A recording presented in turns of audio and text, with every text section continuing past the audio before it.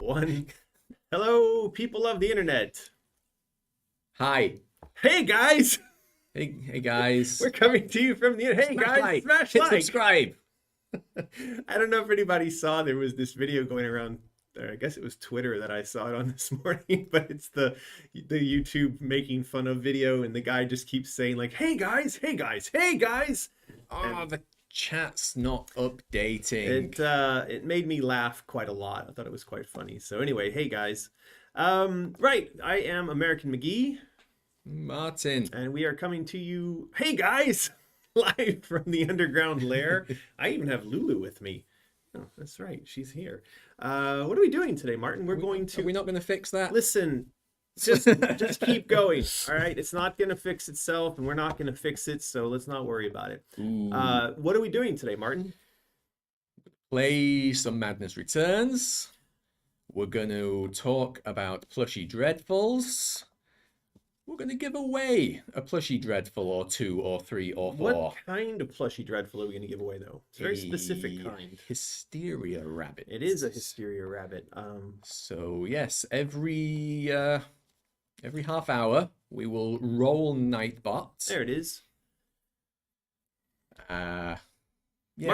Martin has got brain freeze. It's locked up and broken, and the reason why is because when we're live streaming, Martin likes to obsess over what's going on with aspects of the live stream itself, which I've told him before is not interesting to the people who are watching the live stream. People watching the live stream don't want to know about our bit rate. They don't want to know that something's failed in OBS. They don't want to know that stuff. But they want to be able to see chat if it's been watched later. Let's start over again. Hey guys! And today we're going to be giving away Plushie Dreadfuls. So we've got these Hysteria Rabbits. They're up on screen here. We'll give away a Hysteria Rabbit every 30 minutes, so 4 in total. I'm also going to be playing some Madness Returns. That's a video game. We're going to talk about Alice Asylum. There's some design and art updates we can take a look at. What else? We've also got some updates on Oz Adventures. And we also want to talk a bit about Plushie Dreadfuls in general, like what are Plushie Dreadfuls and why have they become a thing? Because they are rapidly turning into like a thing. It's funny that they're rabbits because they are literally breeding like rabbits. They're getting a little bit out of control, but it's out of control in a good way. Yeah. Yeah, there we go. So, I think what we'll do is we're going to start off with me playing some Madness Returns. Oh, we should shout out to all of our... Who have we got? See, now, you can't see it there, but over here, we can see YouTube comments today. Ooh. So, Patient322 is here. I see Nicholas Brockhow. Lucky Dragon's here. And Jennifer is there. Jen's here. Magna Gamer's here. Some new ones. Let's shout out some new ones. Well, we've got Dark Eve coming from YouTube. Yeah, it's nice. Yeah. You can actually see YouTube and Twitch comments all mixed together there. Ravina Song, Andy C Gaming 215. And Lucky Dragon is there. Hello, Lucky Dragon. And Wendy J Ja J. Yep. Yeah. Great. Yeah. Well, lots of people. Thank you all for joining us today. Greetings. So, why don't we jump right into it? Why not? It is true, YouTubers and streamers in general, from Philly D to Peter McKenna to Casey Neistat, there's this sort of patois, a way in which they smash the camera and they smash like, and it's interesting because I watch those things and there is a sort of almost like a kind of comfort that comes out of your understanding and expectation of the way in which that type of stuff is presented to you. You know what I mean? And it works for some reason. Why does it work? Why do we engage with that and feel like, oh yeah, they're speaking my online content consuming language? I don't know. Yeah, it's interesting. But I mean, it's clearly widespread enough for somebody to be mocking it. Well, it has got to that point for sure, and at the same time, you mock it, but you mock things that they're funny because they're so prevalent, they're so real, and that sort of language, that kind of interaction when you're watching YouTube videos is just everywhere, absolutely everywhere. You can't escape it. Now, I like watching channels where they do make fun of it. I watch some home automation channels whom they where hated the for being different. guys presenting their invaders content are corrupted very the vivid self-aware world. of how The they come off assaulted like could that, not and so they comprehend the constantly make masses' fun of mentality. themselves and Still, of they stayed sort of on, the genre trying to placate when their they're oppressors presenting. and And recover their I like past. that kind of stuff. The cruel Home interlopers attacked at automation intervals channels. Is instead that of exactly killing what them it all at sounds once. like? The wretched Yeah, survivors people suffered talking in about how to perpetual get fear. your Alexa to Wow. flush your how to get your Alexa to flush your toilet and stuff like that, right? So All right. I like stuff like that, but the ones that I like the best are the ones where the guys, again, are self-aware enough about how geeky that is to kind of poke fun at themselves for how little their wives care that the toilet flushes itself when the car pulls into the garage. So I don't know. Yeah, but I guess that all kind of boils down to, again, it's that line between maybe like a professional Why? presenter, and somebody who's more chummy, somebody who sort of worms their way in as like, hey, this is my friend, because they're talking chummy. Yes, that's correct. So, it's going to be hard for me to be talk smoothly while I'm going through this, because this section hurts my brain. There's a Really? lot of the puzzles in here are really not designed, I guess fair is the word I'd like to use, because some of the timing of what's happening is happening off screen before you arrive at that section, but the thing you did previously affects whether or not you survive. Like the timing of your jump, but you can't time what's happening because you can't see it yet. Does that make sense? Okay. Anyway, I'm a fan of this section of the game. I'm not a fan of the implementation of a lot of it. Fair enough. I think lots of people are fans of these sections. They always seem to get good comments. They do, which is strange because in a way these were some of the cheapest areas of the game to produce, right? But yeah, in terms of technology and artwork, this is some of the simplest stuff you get in the whole game. And I remember that we started messing around with this because I think there was some tutorials. Why did I do that? What was that? I don't know. I'm just having fun. I'm just having fun. I like the smell of burnt hair in the morning.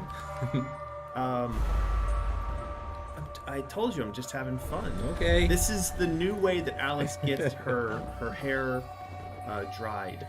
That's what this is. Very efficient. Yes. Anyway, yeah, so when we implemented a lot of this stuff, it was kind of test beta kind of trickery that had just been added to the Unreal Engine. Okay. And it wasn't really meant for prime time. It wasn't meant to really be used in live games, but the guys messed around with it and they had fun with it, and they decided that it was fun, and they would try to build some content around it. And but that's one of the reasons why it's kind of buggy and rough. It's because it wasn't really ready for prime time. Not meant to be here. Yeah. I like the little noises those guys make as they get hit, but they're like, yeah. All right, what do we got here in the chat then? Oh, Ghibli Girl. Oh my god. These levels were one of the only things they didn't like in the game. Yeah, I can understand Yeah. that. That she's not she's not alone in her disdain for these levels. Right. Well, it's stuff like this, right? It's the issue is that a lot of what's going on here is relatively unpolished. It's oftentimes counterintuitive, and it's very frequent that it tricks you because you can't see what's coming next, so you can't plan appropriately for your moves, right? And that's not nice. But it should only get you the once. Why? Then you learn. But I don't learn. Grow. No, I don't. That's not me. Well, Dark Eve is warning you that the fireball hitboxes are larger than they seem. That's right. And that's a problem. That is an indication of a section of the game that did not receive adequate testing. And that was exactly the case with this. I remember that this area of the game didn't get done until quite late in development. And that meant that the testing that it got was fairly limited, but also that because it was done late in development, it received bug reports, but the team had to prioritize what they were fixing based on severity. And this this stuff just wasn't deemed severe enough. And so the result was a lot of this kind of sloppiness in the gameplay here was just like, people will deal with it, because it's not necessarily game breaking, it's just frustration making, right? Right. And Care was it? Says the game is too loud to be able to hear us clearly. I'm always suspicious of comments like that, because we've been streaming with these same volume levels for quite a long time, and not much has changed, so... Windy J kind of agrees, but the Fab's okay doesn't. Well, Yeah, I'll tell you what. We'll go here, Okay. and we'll fix it. Which one is it? Is it desktop audio? Maybe. I think that's the one that... All right. That it should be a does little better. Let's turn it down to -16. Okay. You complain. Your complaint is our command. Let's see if that was any better. So you look at this section. This is another good example of, like, it's not clear what's a surface that you can jump on. And look at what the camera's doing right now. Where am I? I don't know. where have I ended up?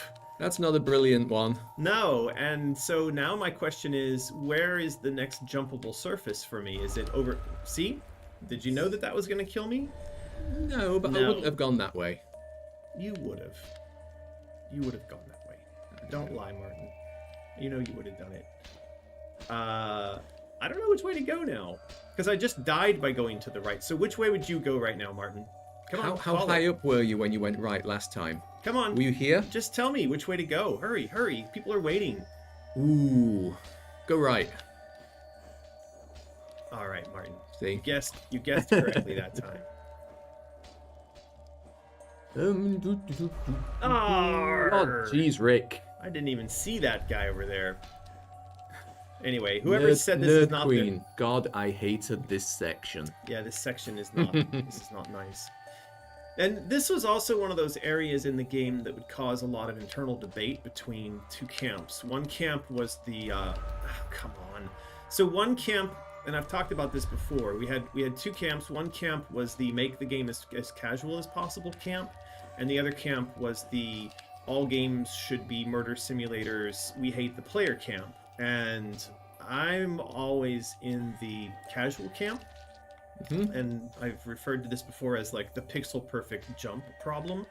And this section has a lot of pixel perfect jump issues. So again, artistically, all right, it's cool. Technologically, okay, it was fun. But the implementation was really rough. And I think that just really screwed it up. And it makes sense that a lot of people felt like that's their least favorite section of the game. It's unfortunate because my inclination there was to make it a kind of like cute, artsy, throwaway section. It didn't need to be made hardcore, and yet you saw how many times I died in there, and that's a lot of times for a section that's really, narratively not a critical thing, right? Yeah. It was sort of meant to be just this fun, whatever, and instead it's turned into. Uh-oh, not doing well here. I'm gonna go hysteria. I am. On purpose. Now smash their faces in. Smash like! Hit subscribe. Ugh. What's going on here? Some people say the stream is lagging, or at least one person, but I am seeing nothing to that effect, so it's probably you. One thing I would be interested in. Twitch people, are you seeing like 1080p as an option these days? Or just today? Should be. Let us know.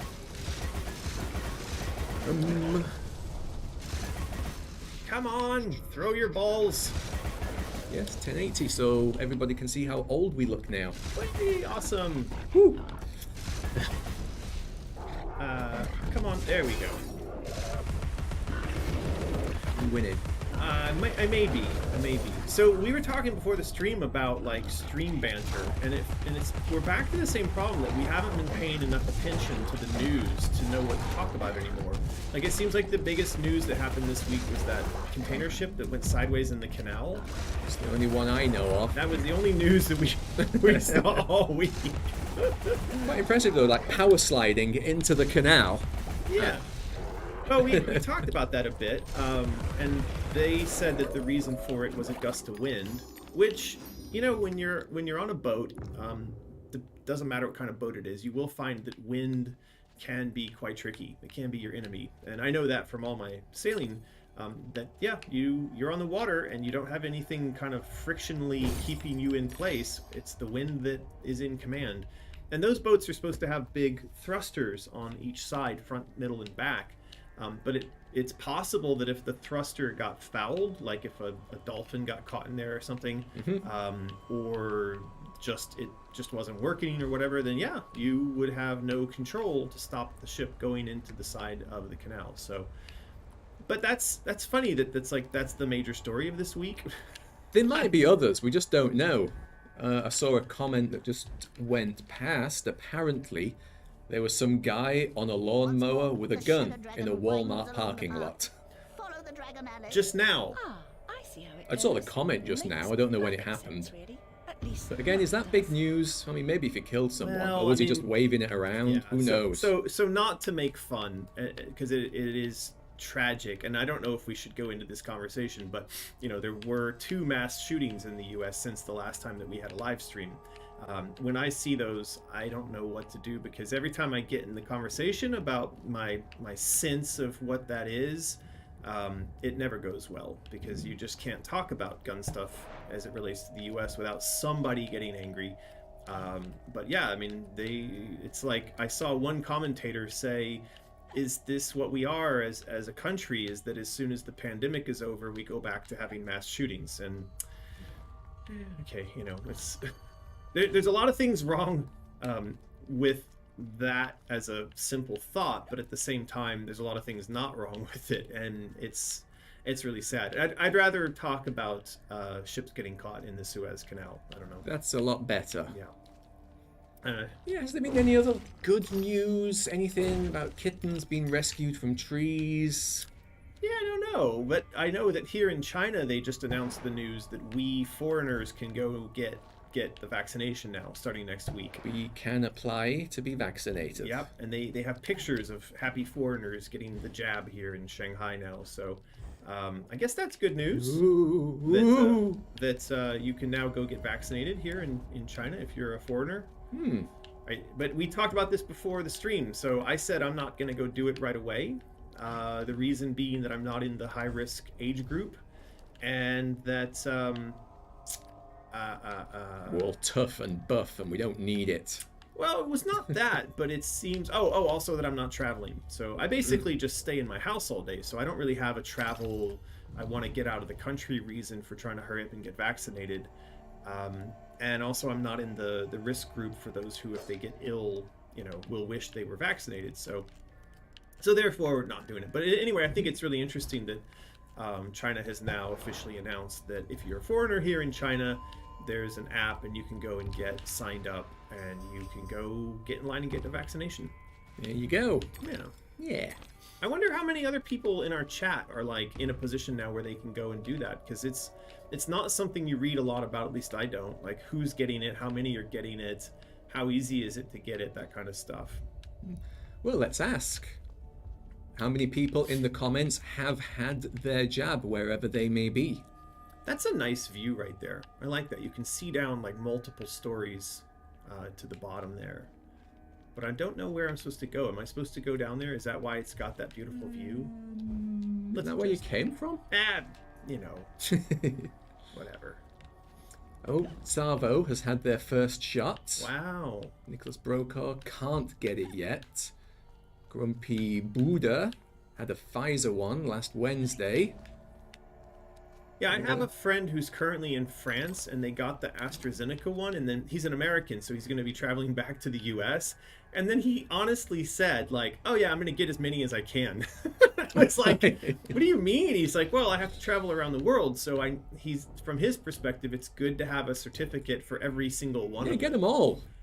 I'd never heard that before. It's like Pokemon, like collect all the vaccine certificates, but I I'm guess sure you're probably not meant to. I don't know. That's really that, but I mean that's a novel concept though, to go and get as many of them as you can.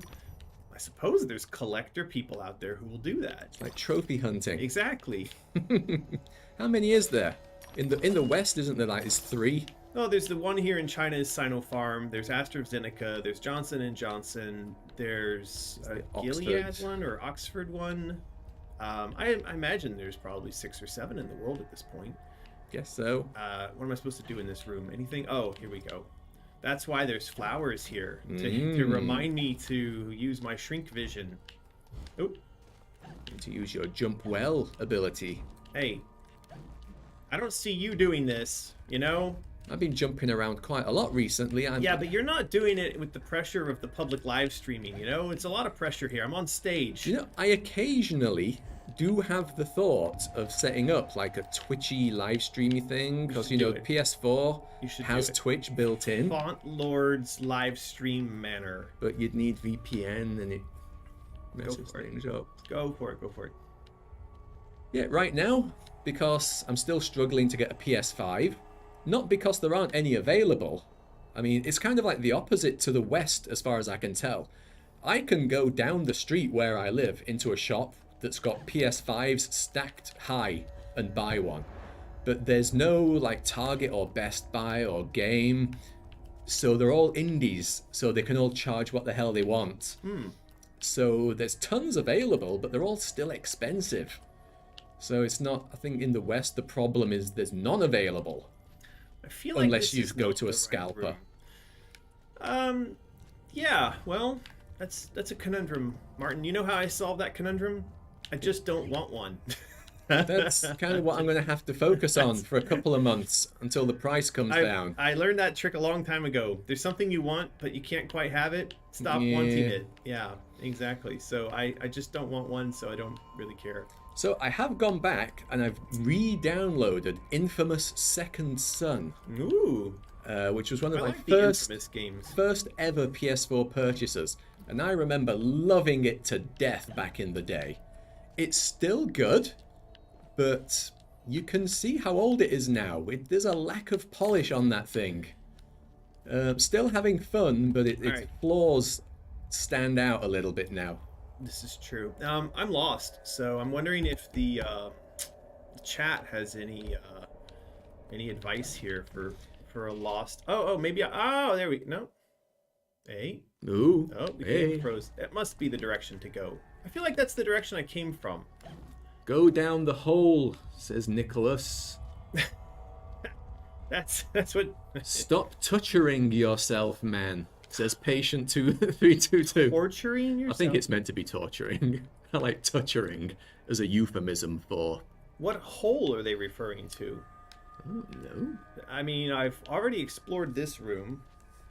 This is the other thing, Martin. You give me grief about how I play, but I'm having to do this with Lulu in my lap, and she's farted twice now, and it's not a nice thing. So go down the hole. There's no hole in here. There's a pillar. The hole in the wall near the main puzzle. All right, I'm going. Here we Cave go. to the left. Cave to the left. The cave to the left. I'm assuming they mean this one.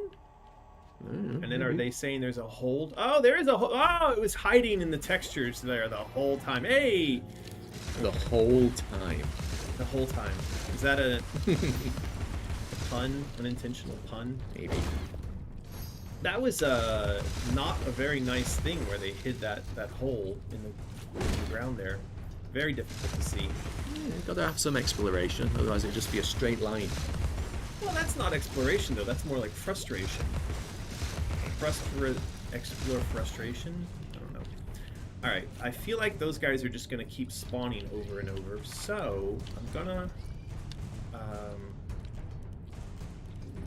surely there's a trick to this room. Anything hidden? What's that skull indicating? It's indicating a skull. Ooh. Oh look, there you go. It wants me to shoot that thing with a teapot cannon. All right, I might do that then. I'm doing it. Don't think I hit it though. No. Not getting the result I'm looking for. I feel like there's still another piece to this puzzle. Keep shooting, says Lucky Dragon. Lucky Dragon seems to know it all. Oh. I feel like I'm not hitting this at all. Yes. Okay. Do the faces. You do the faces. Hobby horse them in the face. All right, hold on. I've got to distract my little sluggy friends here. This doesn't look like one of the crystallized ones that's available for. Are we sure about this? Does seem to be somehow wrong. It does. Oh, I've got a nice. Kill blobos, baby heads, horse hammer. Kill the slugs. I'm killing the slugs. Oh, all right. I don't anyway. recall having issues finding the hole. there are a lot of jokes you can make about the hull. I get it. They knew what they were saying. Yeah, no, it's fine. The slugs aren't infinite. Ah, okay. Exactly what you would say if they were infinite. I see. Ah, there we go. Ah. That was a lot easier than I made it look. Mm. I have a particular talent for making things look more difficult than they really are. Seems it. Yeah. You know, I have to say, these kinds of areas I'm not a huge fan of. These feel very lazy to me. These sort of caves, and the fact that the textures all sort of blend into one another the way they do. And then there's another issue I have with this is that there are these invisible light sources, which I'm not a fan of. These kind of areas where things are just lit with light and they don't have an explanation for where the light comes from. To me, this is a big no-no. It's bad design. It's bad set design. And I remember when this stuff was getting built that I felt like this was not good design. But again, this was stuff that was, I think, getting quite rushed towards the end of there. So could have been better. And it's especially apparent in a game where most of the set areas are quite beautiful. So yeah, there was some lacking design going on here. Was kind of like real lighting from real torches on the wall a thing back then? Of course. Okay. I don't know. But you know, in Wonderland, it's a little bit weird to have like Indiana Jones style torches burning on a wall, right? But we probably should have done something. So it's glowing rocks. Yeah, glowing rocks are okay. Glowing mushrooms. Yeah. Yeah, Well, glowing frogs. in Asylum, make sure that's a thing. Well, we are. There is a lot of work going into these sort of like side assets and things like that. So that's one of the benefits of having a longer period of time to work on the design stuff, is that we're getting to spec all that kind of stuff out. Is this another one of those naughty nude? It's a sexy insect. She actually has a bit more color on her nipple than the ones in previous scenes. I wonder, well, wait, is that a nipple or is that just a polygon that's pulled out kind of weird? Yeah. Could be a polygon. But she's got a tattoo across her leg and her chest there. It's pretty, she's pretty cool. Yeah. Apart from the face. Eh. She looks like my aunt. Ha. Ha! That was a terrible joke. All right. Oh dear. Yeah, well. Scraping the bottom of the barrel. You got some laughs and a lamau. That's not so bad.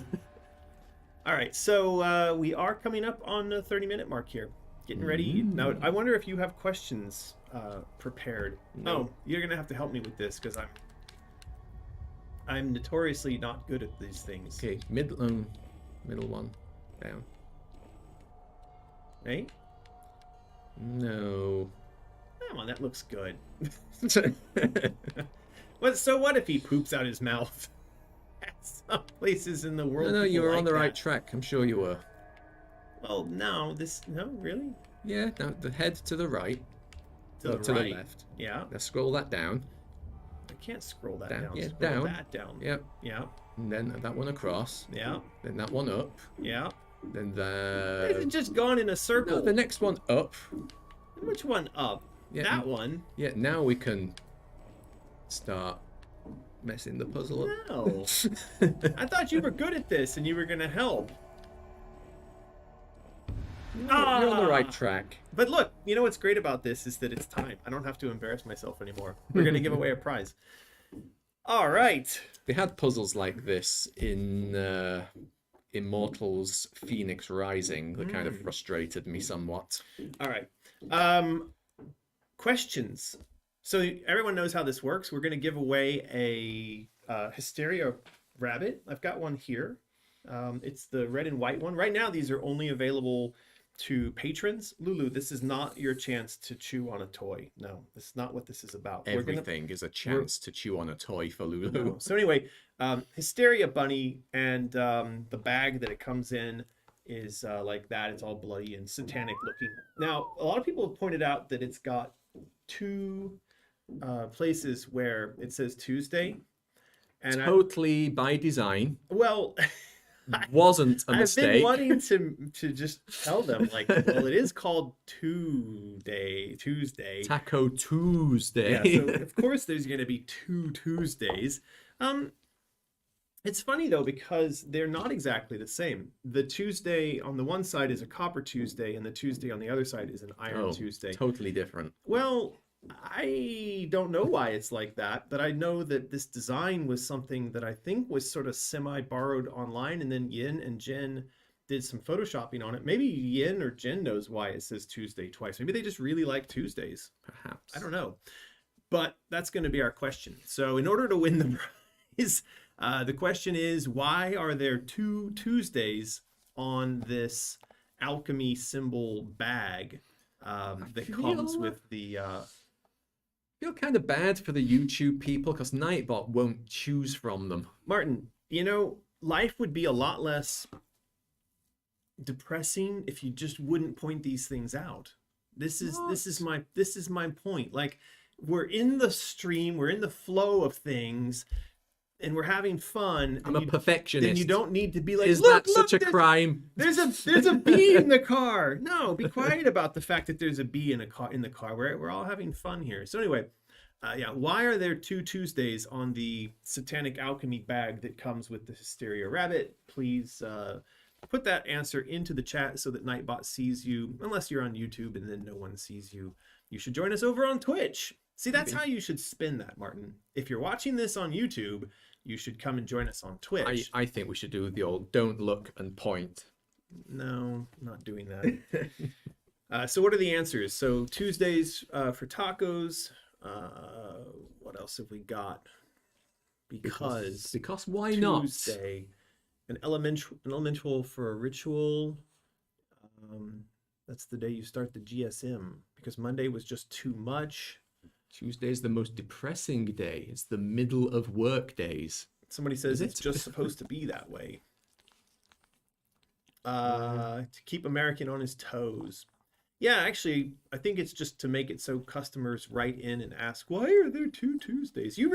We should come up with a funny answer for that, like something sort of facetious and hilarious. Anyway, maybe. All right, so I think we've got enough people that Nightbot sees, and we can roll it in 3, 2, 1. Wendy J-Jaw. J.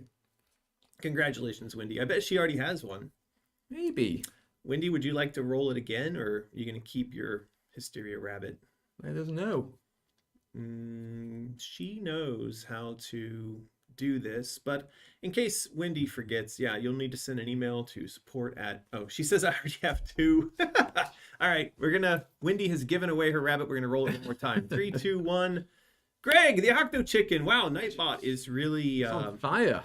Greg, do you want your Hysteria Rabbit? Do you have one? Greg's gonna say roll it again. You watch. Well, probably. Greg, do you want it? Do you not want it? Greg? Greg, are you there, Greg? Bueller, do you want your chicken, your rabbit? Octo Chicken. I don't have one. Oh, he says roll again. Okay, all right. I'm not going to argue with you. 3, 2, 1. Craig Spurlock. Wow, Nightbot's really going bonkers for our patrons. Okay, Well, Craig, congratulations. We're not rolling it again, so You're having one. you're having one. So yeah, send an email to support@mysterious.design, include your name, your address, phone number, do all that within 24 hours and in a format that doesn't cause us to go hysterical and murder bunny things, and we will send you a hysteria bunny. So for the rest of you who might want one, the best way to get one right now is to go over to Patreon and sign up, and then one will be sent to you along with an art print. But if you want, you could also just wait for another month or two, and they will go on sale over at Mysterious. So there you go. Yeah. Great. Now we've given away our first prize. We are going to have a look at art review. Alice Asylum. What's going on in the world of Alice Asylum art review? That's not Alice Asylum. Alice Asylum. What's going on? That is a fluffy, plushy Toto. So let's see if I can fix that. What are we looking at this week? Yeah. So was this looked at last week? The image from Omri, the big chess battle thingy. I don't think that it was. I feel it was, but perhaps not in a completed state. Well, this has been shown off a few times, and I don't think that it's ever been shown off in its full glory. Yeah. So yeah, he worked on this for a very long time, actually. And it started off that this image was in, I think, 3 or 4 different frames. And it may have been Adam who began the process by sketching out 3 or 4 different framings, I should say. So this is from a section of the game where Alice is making her way to confront the Queen of Hearts. And along the way, she passes through a section in front of the Queen of Hearts castle where the card guards are defending against an attack by the chess pieces. And these chaos tentacles are mixed up in the action as well. So she's not really looking to get into a fight here, but in order to get to the Queen's castle, she has to go through the battlefield. And there will be card guards that she interacts with that are trying to kind of guide her forward and try to keep her out of the worst of the action. But anyway, she's still running through this and fighting her way through it. And of course, she's got her little rabbit. I love the you can just imagine he's just like, legs don't fail me now. Like, run. It's a good action pose. Yeah, it really is. And it brings up a point I think we've not maybe emphasized enough, but you know, the rabbit for Alice is going to be a constant companion. From the very opening scene of the game, she will have the rabbit clutched in her arms, and then she will follow the rabbit through lots of the game. And that's going to be one of the kind of core, I guess, taglines or philosophies that you'll see repeated about Asylum is the follow the white rabbit or follow the rabbit idea, that theme. So he's gonna be a by your side companion, and very likely he'll be a participant in some of the puzzle stuff, and he would be someone who would help me a lot in some of the things you've seen me struggle with when we're doing these playthroughs, because the idea for this character is that unlike the Cheshire Cat, he's helpful. The White Rabbit is a guide, and he's actually a useful guide, and he's a functional companion. So there'll be a lot of instances where instead of putting that clock bomb onto a switch, this little rabbit guy will go and jump on the switch, and he'll oftentimes sort of do that automatically. You don't have to command him to do it. So he's going to be basically like an assistant or a helper. All right. Are there other games that you can think of that do that? I mean, I know Boy in God of Boy does stuff like that. What's it called? Ico? Yeah. You had that's right. Whatever the girl was called. That's right. Little ghosty thing that went around. So yeah, you could kind of imagine it like that. Now, I had originally envisioned that from a narrative perspective, just from the sense that the main character, our Alice in this game, is a little girl, and she's meant to be leaving a space of comfort to go out into this wonderland that obviously has become quite violent and dark. And the notion is that she does clutch her rabbit as she runs through a lot of this. She's not the same Alice that we've played in the previous games, right? Mm-hmm. In the first and the second game, the Alice that we played was a lot older, and she was a bit more kind of worldly and jaded and tough, right? The notion here is that because this Alice is the inner child Alice, she kind of lacks in some of that stuff. Now she still has the curiosity and she still has the urge to explore, and she obviously still has a primary mission or a goal which she's not going to give up on, and that is that she wants to escape this reality. She wants to break out of jail. But because she's younger and perhaps a bit more uncertain, then I think it makes sense that she has a companion, and that rabbit is going to be her constant companion. All right. Yeah. So yeah, he's in there. I like him a lot, and this image is really great. And I think this will probably end up being one of our art prints if it's not already. Not yet. What do you suppose is going on here? It feels like one of these chess pieces is basically like a transformer, like rock or like Iron Man. It does seem to have like a big old pulse cannon. Something's going on there. I'm gonna have to ask Omri what the idea is. Whatever it is, it's got hearts embedded in the weapon itself. So it kind of makes you think that this must be a weapon related to the Queen of Hearts. Does anybody know what that's supposed to be? It's quite interesting, and it's coming out of what looks like a bit of castle over here that also has hearts in it, and it's attacking a chess piece. So like this part looks kind of chess piecey, but I don't know. I'll have to ask Omri. Yeah, Omri must have some idea here about what that is. But it looks like he's brought like an Autobot, like somebody into the battle here to attack the chess pieces. Yeah. I saw a comment scroll past a little earlier. Just answer that quickly. Someone asked if these giveaways are for patrons only. No. No. Just for people who are here watching. Yeah, well, it's up to Nightbot. That's why we ask you to answer the questions, is because Nightbot only sees you if you type something in the chat at that time. And if you don't type things in the chat, then Nightbot is not aware of your presence, and then you cannot be eligible for it to select you. It's weird too, because this time around, whenever we pressed roll to select a winner, Nightbot kept selecting our oldie but goodie like patrons, and that's not by our choosing. There's nothing in the settings that tells Nightbot to prefer our patrons, so that was a little bit weird. Yeah. I did see some people talking about the dress. Yeah, this is the dress for the Queen's Domain. There is a library of the dresses that's been uploaded over on Patreon. I always am surprised when I post these up on Instagram, man. People go crazy. People really love her dresses. They do. Though I did see one Instagram comment, Omri, if you're listening, where the person said that they are an aficionado or collector of these ball joint dolls, where they would have this sort of joint in the knee that I guess is called a ball joint, and that the way that this has been rendered is all backwards and wrong. So Omri, if you're listening, perhaps you'll want to fix the way you've implemented the mechanics of her ball joints, because that's all wrong. Live and learn. Who knew? Did you know that? I did not being a ball joint doll aficionado. Yeah, I think Jennifer actually uploaded stockings like that to the Mysterious Shop. So if you want to buy stockings they're not rendered incorrectly, but I think they are rendered correctly. If you want to buy that sort of thing from the Mysterious Shop, I think you can. So, yeah, they're still there. are they now?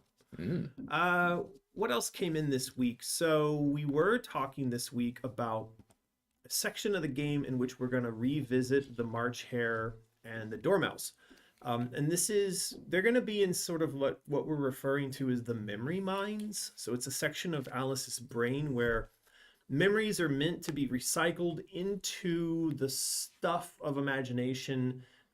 So instead of like a bad memory just sitting around in your mind forever, it eventually gets broken down and then put back into the system. But Alice is going to find that that mechanic has been broken, and that some of these horrible memories are being lived over and over again. And the guys that have been put in charge of this and are keeping it broken are the March Hare and the Dormouse. So for those of you that played Madness Returns, you'll know that there was this big buildup to a boss fight with them, where the boss fight machine then just sort of fell down and collapsed. Yes. Right. So we are going to give them a proper boss battle in this section. So this was a drawing that actually Joey did quite a long time ago that she did as a concept for them as bosses.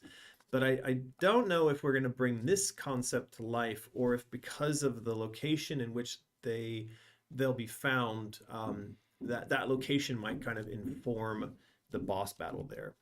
But I was wondering, like, if we did another fake out on those guys, what would that do? Would people just be like, no, not again? I think it might upset some people, but I think a fake out of a fake out could be fun.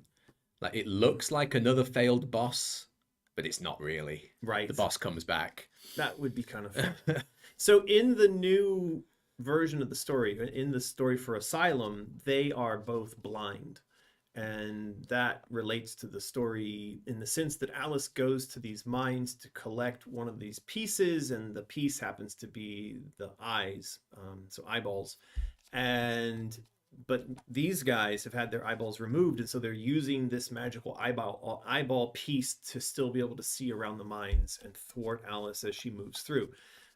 So there are going to be some themes related to vision and seeing and eyeballs and things like that. That we'll have to integrate into the boss battle and into that design. I like this thing that Joey did a lot, but I think this may be something where we could see them doing this early in the game, like early in that stage, but this isn't necessarily the boss stage. Right. Yeah. Okay. It's turned out pretty cool. It is. It's a good one, that. It was. I thought at one point we were thinking about turning this into a print, but we never did that. A lot of the character images from back then didn't really make it into a print. I do sometimes think we should do like portrait ones from like what they did back then. Yeah, for sure. Like them on a portrait, like a card. Yeah. It kind of goes to the tarot card idea, but we won't get into that just yet. So Joey also has worked on. Now, did we talk about this on the last live stream? Yes. Are you sure? No. I don't think we talked about this. But anyway, in the chat, if we did talk about this, please say we did, and I can make the conversation about this short. But this was an interesting one because we set aside these art tasks in the system called Monday.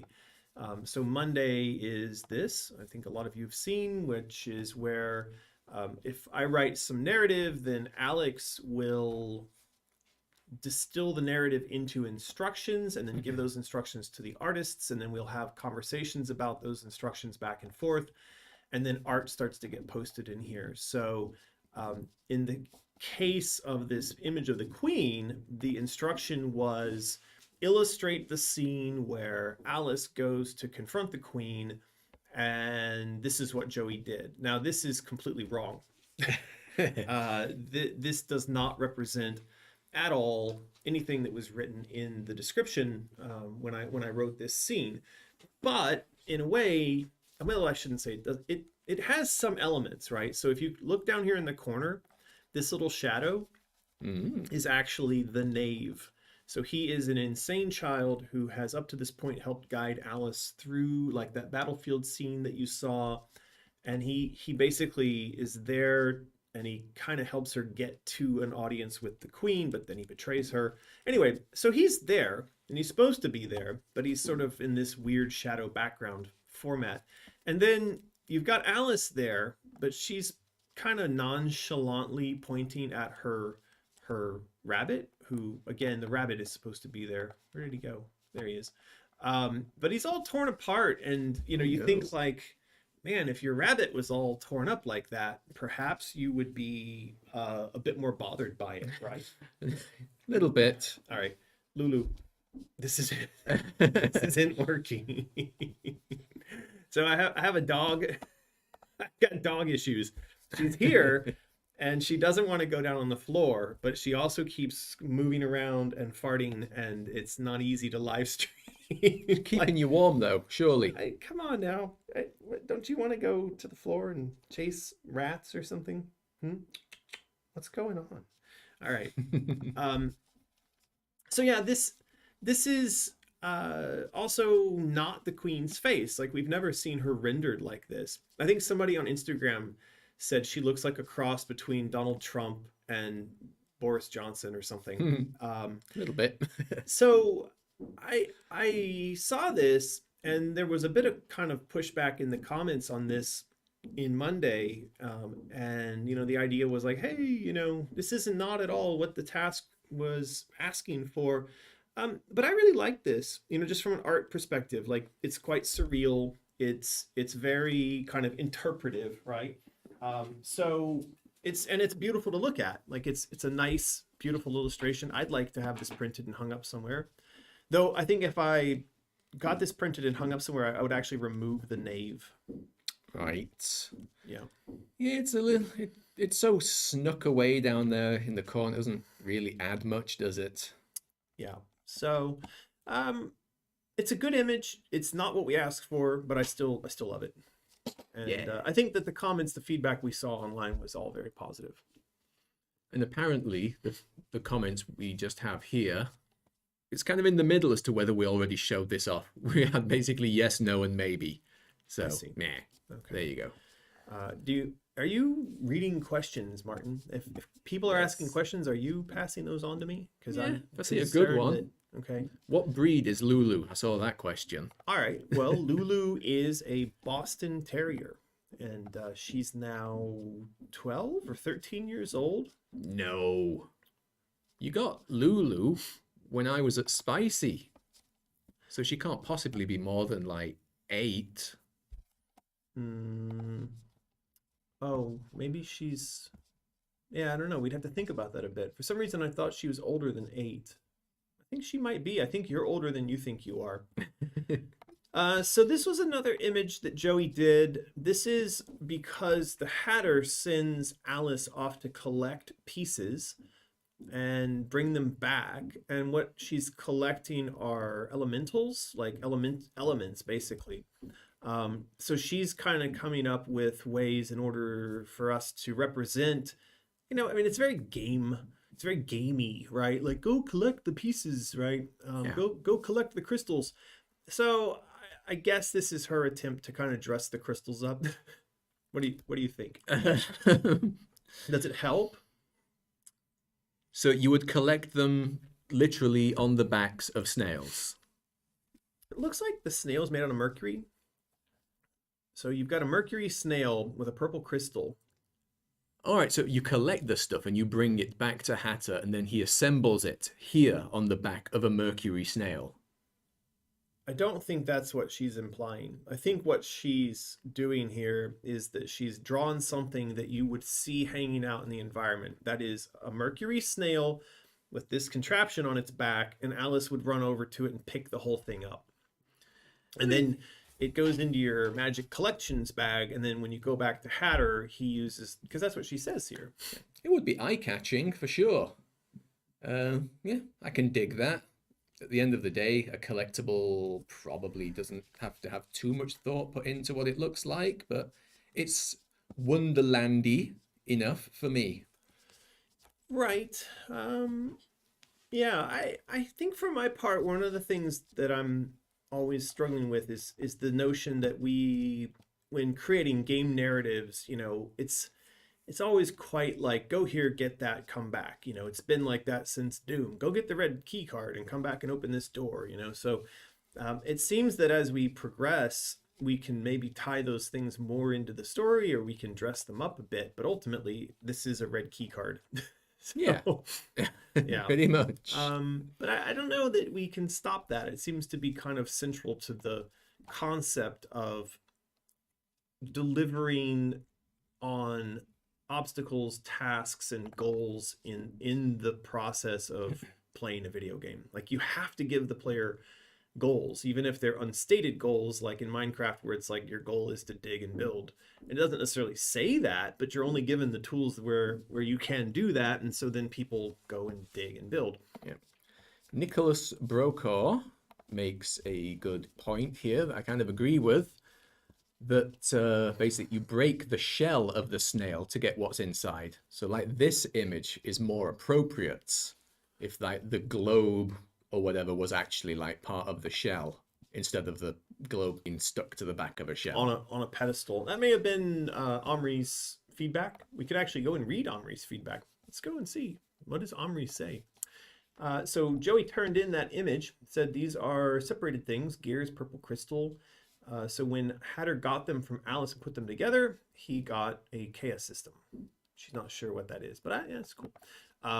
So she's basically just brainstorming. So Omri's response was ditch this contraption and making it all into the ball.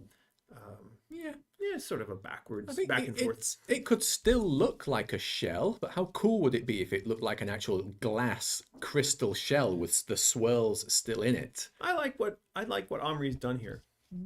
So I think I agree with that. I mean, this is fun and surreal that you'd have a snail that's had this contraption tacked onto its shell, but this is actually artistically more satisfying to me. That the snail's shell is this crystal ball thing.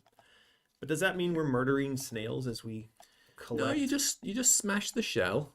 Smash then, like. Then smash like. Then the snail runs off and becomes a slug because it's got no shell.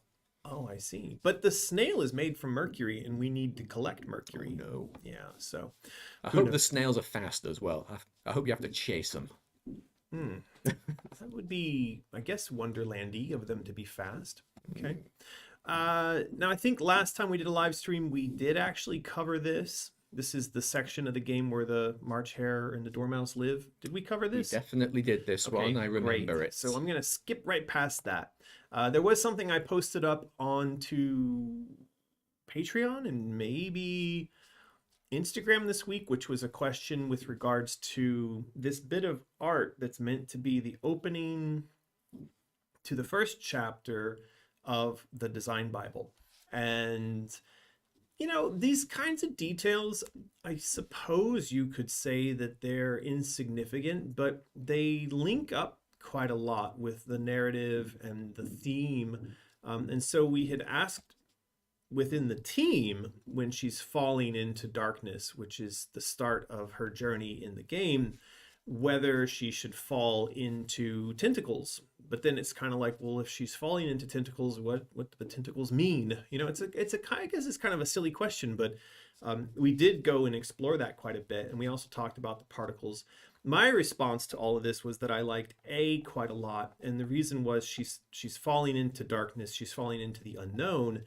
And I thought it would be nice to have it represented such that the butterflies, which are normally her kind of magical companions, are not able to keep up with her. So she's even falling away from her magic. Oh no. Ooh, that's not good. What do you think?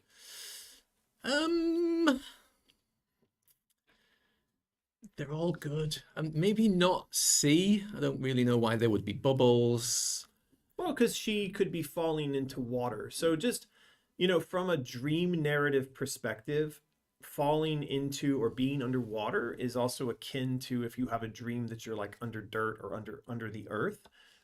Anything where you're falling and then also anything where you're under something is indicative of, you know, a sense of oppression, of being lost, being uncertain, things like that. So there's a kind of dream vocabulary we're playing around with here, which is why I was saying maybe the tentacles are inappropriate, because like if you were to ask Freud, what does it mean to fall into a pit of tentacles?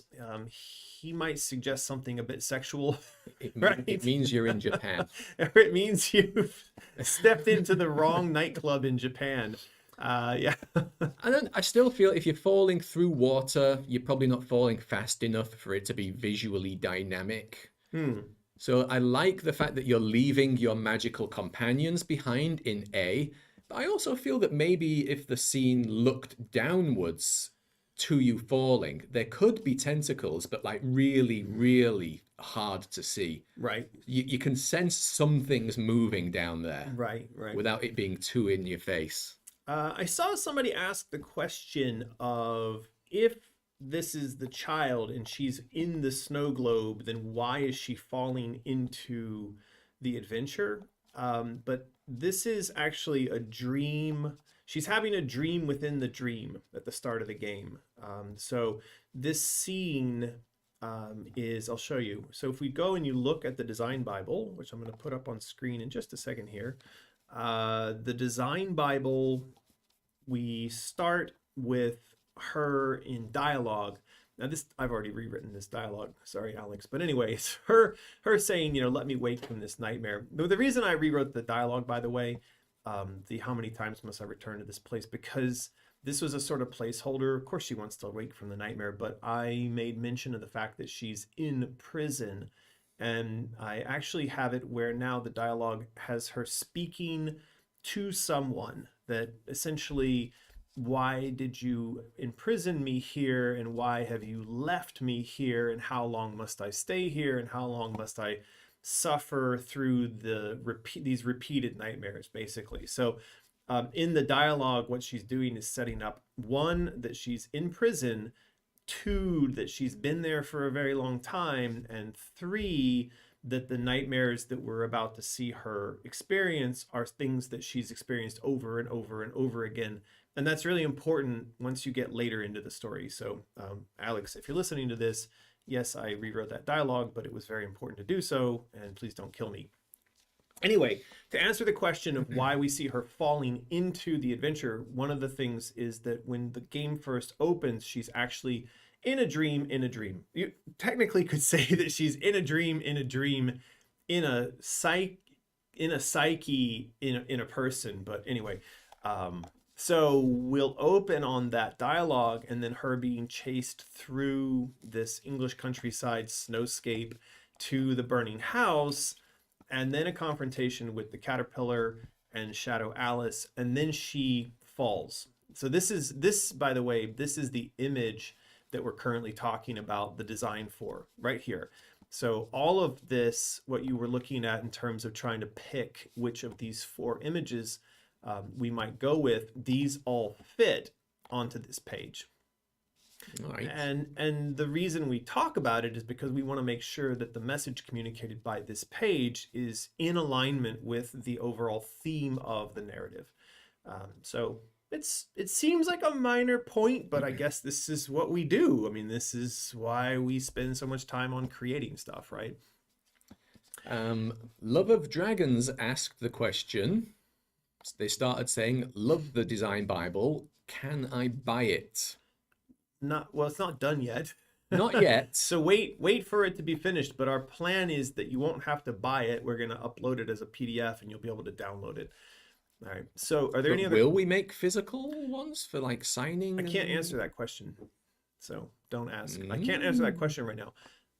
So are there any other questions? Because I still want to get back to this before we do another prize. Nope. Okay. So what we were just saying before the question about whether or not you could buy this is, yeah, what we've been iterating on is what is the illustration that goes onto this page and what is the meaning of that illustration. Anyway, we did do that as a crowd design question. We got a lot of feedback on which one to go with, and ultimately we ended up with this. So this is the final, well, I guess you could, it's not final. It looks pretty good. Anyway, this is what we ended up with for that page, and you can see that the way that it's rendered, this is actually down the middle here would be the split between the pages, right? Mm-hmm. So you're gonna be reading this in the design Bible, and on the one side of the page you're gonna see this, which is her falling into darkness, and on the other side of the page will be like this. But I believe that on the other side of the page here, what you're gonna see is this text. So basically this idea that she faints into darkness, and then you can see here it says faints into darkness, and then that's the end of that chapter, right? So that's a whole lot of complicated way of saying that we ended up going with this design.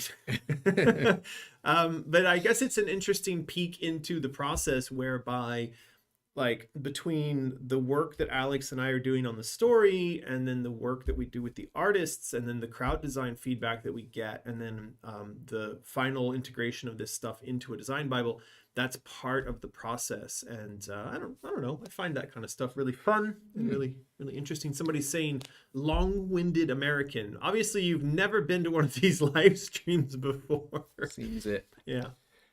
Alpha 1412 seems to remember that Joey's queen picture, you may have said that that was an actual puppet queen that the real queen was using to trick Alice. Well, that's in the narrative. So if you know, by the way, if you don't know that listening to these streams you're likely to hear spoilers, then you are. But yeah, I mean, what we have happening in the story is that once Alice goes to confront the queen, she will discover that the queen on the throne is what we would refer to as a manipulator, basically a facsimile, um, an android, I guess, but that was created by Hatter, and that they populate this wonderland quite frequently. And so she defeats that queen only to discover that that queen was sort of a robot, and that the real queen is still out there causing problems. And so she's got to go find her and defeat her. So yeah, when you look at that image that we saw before of the queen on the throne, it is meant to be that in the scene where Alice goes to confront her, in this scene, this queen would be a manipulator, which is, I think, partly why Joey went to the extent of putting all the gears and the clockwork in there, is because it's supposed to subconsciously or subtly suggest that this is a mechanical queen, not the real queen. Okay, makes sense. Yeah. All right. It's contest time. It's that time. Yeah. And I was going to ask a question about those 4 pictures, but we've already kind of said that A won. Now you're going to have to come up with a different Oh, question. geez, Rick. Geez, Rick. That's the question. When is the next season of Rick and Morty out? Oh, okay. So I have a question. The question is, and say it in the comments because this is something we are going to ask as a real question relatively soon. Do you, the audience, have ideas for other rabbits that we might make? So we've got love, and we've got distressed, and we've got angry, and we have hysteria, and then we have a new line of some other ones coming. What are the new ones that are in production right now? One is called Shy, and there's another one, Sad, and then there's one more. There was Broken Bones. Oh, Broken. It's called and Ouchie. Envy. Ouchie. Oh yeah, Ouchie. Ouchie's on the way. I tell you what, I really I don't know why. Every time I see Ouchie, I laugh. This image is not actually the Ouchie image. You have to fire up Instagram. It's fine. Anyway, this Broken Bones bunny is now called Ouchie. So I would like to know in the chat if you have ideas for another type of bunny. Goth. That was the one that I spoke with Jennifer about yesterday. That it would be really funny to make a goth bunny. So, what are they saying? Blame. What's a void rabbit? Bomb rabbit. Vanity. Anxiety. Sleepy rabbit. Manic. Lust. Hey, look at that. Somebody actually can use bits to ask a question. So somebody asked, Sleepy Monster Studio said, are you still interested in hiring storyboard artists? I'm Allison Ray Graver on Discord. Yeah, Allison Ray Graver. I think Alex, our artist Alex, answered that question in quite a lot of detail about the fact that it may not be the best time for that. I think he had a pretty lengthy description for if you're an artist and you want to join the team. So maybe we need to go back and watch that Discord to see what his answer was. But the basic answer is it has to go through like Alex and Omri, and I think that these days they're not feeling like we need more artists to be added to the team. So that's part of it. Okay, what do we got? We got Hourglass Bunny, Sleepy Bunny, Fairy Disemboweled, Rabbit. Meeseeks Bunny. That's a good one. Pickle Rabbit. Yeah, there's a lot of quite good ones there. So we're gonna have to figure this out, but I think Goth is on the list for sure. And we thought about another one yesterday. I can't remember what I said. Zen. A Zen rabbit. All right, well, I like Goth. I think a Goth one would be funny. Oh yeah, Anxiety. So that's it. Jen is in the chat, and she says the ones we thought about yesterday were Goth Rabbit, Anxiety Rabbit, which we're going to design for you, Martin, and Rage Rabbit. I'm fine. I'm not anxiety. What are you talking about? Yeah, sure. All right, ready? 1, 2, 3. The Fab's okay.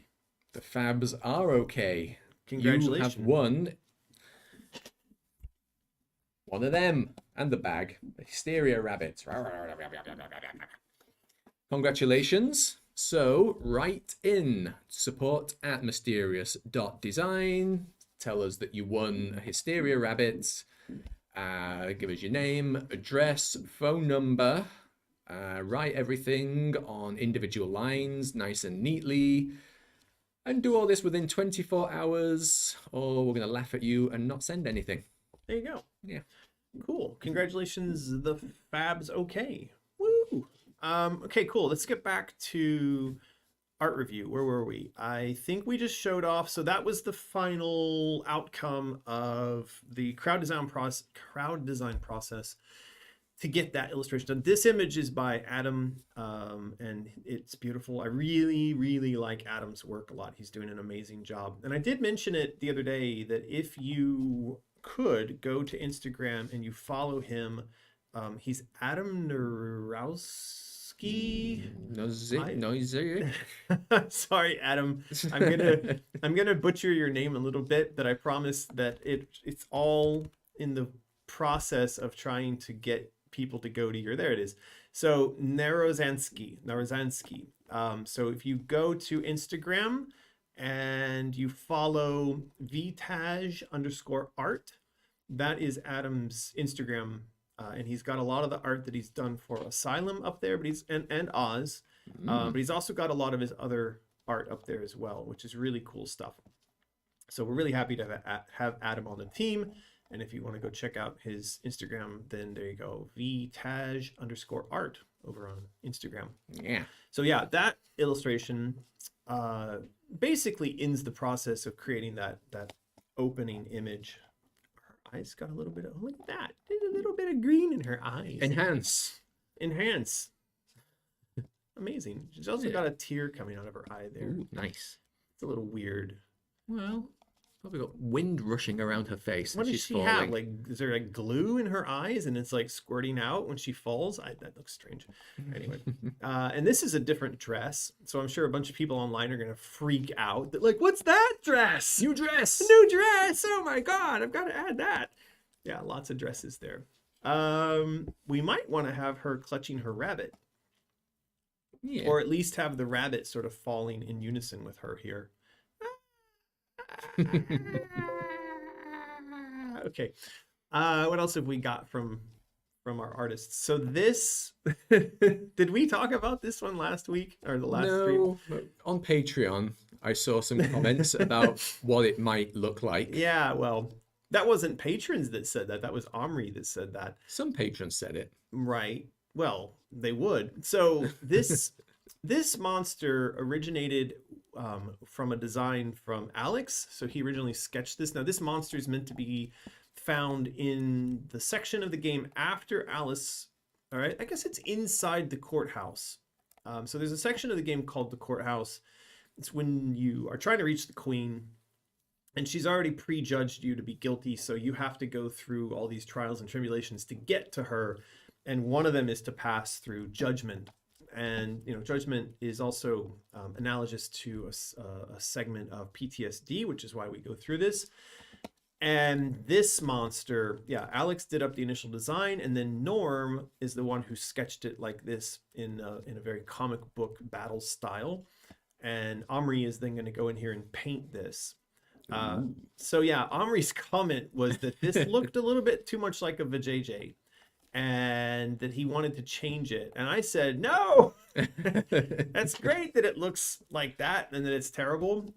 So you can see that they kind of, you can see the outline of the skull here. So this is like the skull, here's the nose and the teeth. So it is a kind of skull split in half, but somehow Omri saw a Vijay in there. It's very The Thing-ish. I mean, it doesn't help that there's a giant V underneath to kind of subconsciously program you to be like, Vijay! But yeah, this thing looks really terrifying. What's this? Aradia, the Executioner, says, this doesn't feel like something I'd see in Wonderland. More like something from Doom. It doesn't have a whimsicalness to it, that's right. I agree with that comment 100%. I've said this to Alex before about his monster creature designs. He does do stuff that has a tone that is not always kind of inside the Alice universe. But I think it's got elements that we've seen in things like the doll maker, which you can see in the hand claw kind of thing going on here. I'm willing to reserve judgment until we get a little bit further into the design process and Omri colors it, and then we can decide, because there are elements that are very, you know, taken from our version of Wonderland, so the tentacles and the claws and hands and stuff like that. But I think it's okay to sort of push the boundaries a little bit and see if there can't be new nightmarish aspects of her imagination that render things that are a little outside the expectation. But I understand that comment. I do. So we'll see where this one goes. We get you. Yeah. Any other questions or What's a vajayjay? yeah. I don't know. I think Twitch and Twitter don't really care if you say the technical word vagina, but I think that the jokey, funny way to say vagina is to say vajayjay. That's how you'd say it to like your child, you know. I think it's Twinkle Cave. Is it? Yeah. Okay. Well, there's all kinds of funny stuff like that. Chocolate starfish. And... What? Anyway, let's move on quickly. Yeah, I'm not even going there. Hey, Jen, why don't we make a chocolate starfish as a plush toy? That's a good idea. Yeah, this was Joey's work on the Queen, which we've already talked about. And there was another new image that came up, which is this. So another scene that I described. Oh, did we not? What's going on? Sleepy Monster Studio. What's going on? Yeah, it's the wrong hole. Exactly. So this is something, again, that kind of went off the rails, where I'd asked Omri to render a scene where Radcliffe, the lawyer, is shown to be ejecting Alice from the Home for Wayward Children. So if you played Alice Madness Returns, you'll remember that she starts the game inside the Home for Wayward Children, and that's where Bumby is taking care, quote marks around taking care. But that's where Bumby's taking care of the orphan children, and Alice is employed as, I guess it was referred to as was she called a dog's body? But basically she's an assistant to Bumby. She's sent to run errands and pick up medicines and things like that. Dog's body would be appropriate. Yeah, I think so. So this was given to Omri, and he began to sketch it, but we actually had a fairly lengthy kind of back and forth process where I gave him, first of all, the text of the description of this scene, and I wanted sort of Alice at the bottom of the stairs of the orphanage, like in this position, being ejected, while Radcliffe was at the top, and then maybe the children were behind him, and maybe the police somewhere in the middle. And I wanted the scene to be very much sort of her, you know, begging to be allowed back in to the children or back into the home, and Radcliffe is sort of pointing and saying, "Get lost." Now, for those of you unclear on the timing, this scene would be something that would take place very shortly after Alice has pushed Bumby under the train. So Bumby's dead. The people in that neighborhood are probably quite well aware of the fact that he's now, you know, lubricating the train wheels, and they'd be talking about it. Now, if you were Radcliffe, you would just immediately assume, Alice pushed him under the train. Great.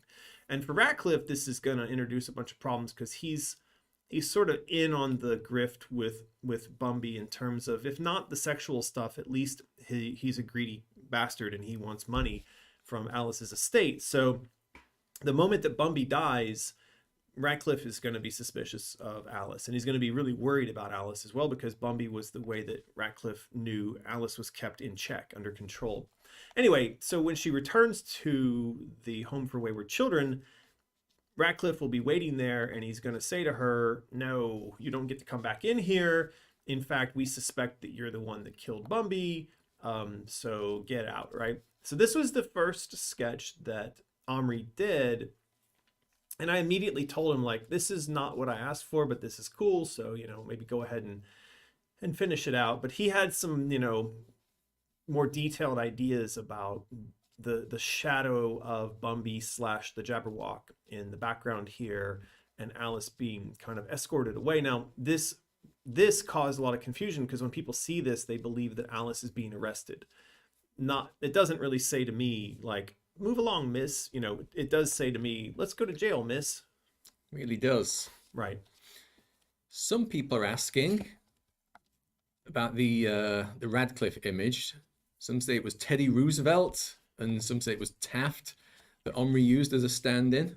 Could be. Could be. Who knows where he gets his But this is stand-in art. clearly a lot more rejiggled now.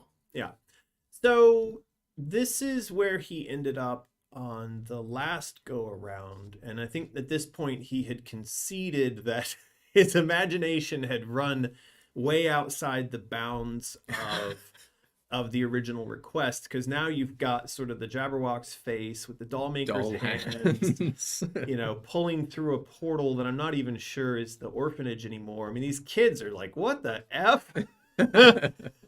What's going on? Is that thing gonna eat us for dinner tonight? I mean, look at this dork. He's like, huh? He looks like George W. Bush. Does a bit. So maybe this is actually a gallery of like wayward presidents. Where's Trump? The home for wayward presidents.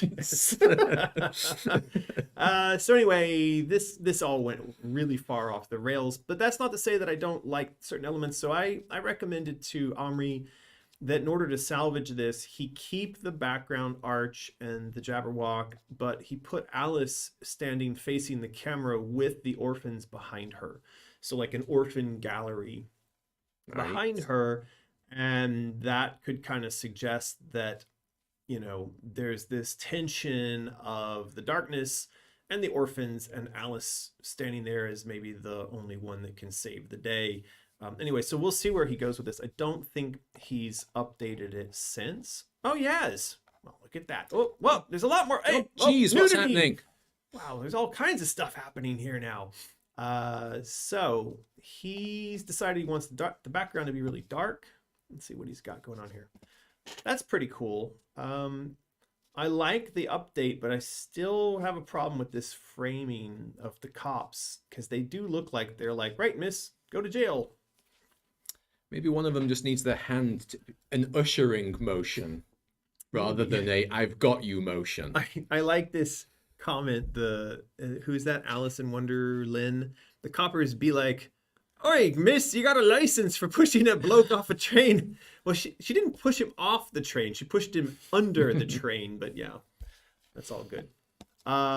So he actually went into some detail about what he's doing here. Now, this looks more like the sketch that I asked for. Yes, that's exactly right. So he's starting to work on the idea that I originally posted, which was Alice essentially being ejected from the orphanage and removed from the presence of the orphans, and Radcliffe being the one responsible for that. So this is a tough scene. I don't know how this is going to work. So he's got the cops sort of drawn out here as well in the background, pulling her away. Yeah. Yeah. So we'll see how this turns out. Yep. Something new is a coming. Yeah. And what's he done? He's got some girls kissing. This is quite naughty. What's going on with this lesbian action there? That is full on vajayjay action right there. All right, let's move on. I'm scared now. Quickly. Move on quickly. What else have we got? So, yeah, this is story structure stuff. I don't think anybody cares about that. I think that's it for Alice Asylum artwork. I think we did it. All right. Yeah. Now, I'll just do a really quick recap here for everybody who maybe isn't aware. There is this thing that's getting built. It's called the Design Bible. That is where all this content is going. So I'm writing the story, and the art team are creating the art, and then Alex is cramming all of that into this book. And someone asked previously, can we buy that book? Look, the thing is, you can't, because EA owns all this stuff. So if we were to go and print this as a beautiful book and start selling it, I'm pretty sure EA would be pissed. So by the time we get this done, though, we may be in a position where we have a license agreement with EA, and they wouldn't be pissed because it would be part of our deal. That's definitely one of the goals here. I am sitting on information like an anxious chicken.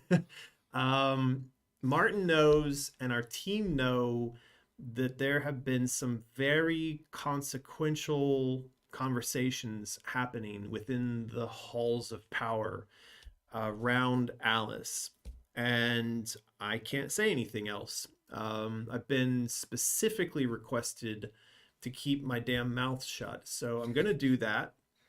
So we have a redacted 3 now. No, I don't think we need to add more redacteds to the list, but I will say that I believe what we're doing here, this is important. What we've been doing here has rattled enough cages or shook enough vajayjays that we're getting, well, we've gone beyond getting attention. So stuff is happening.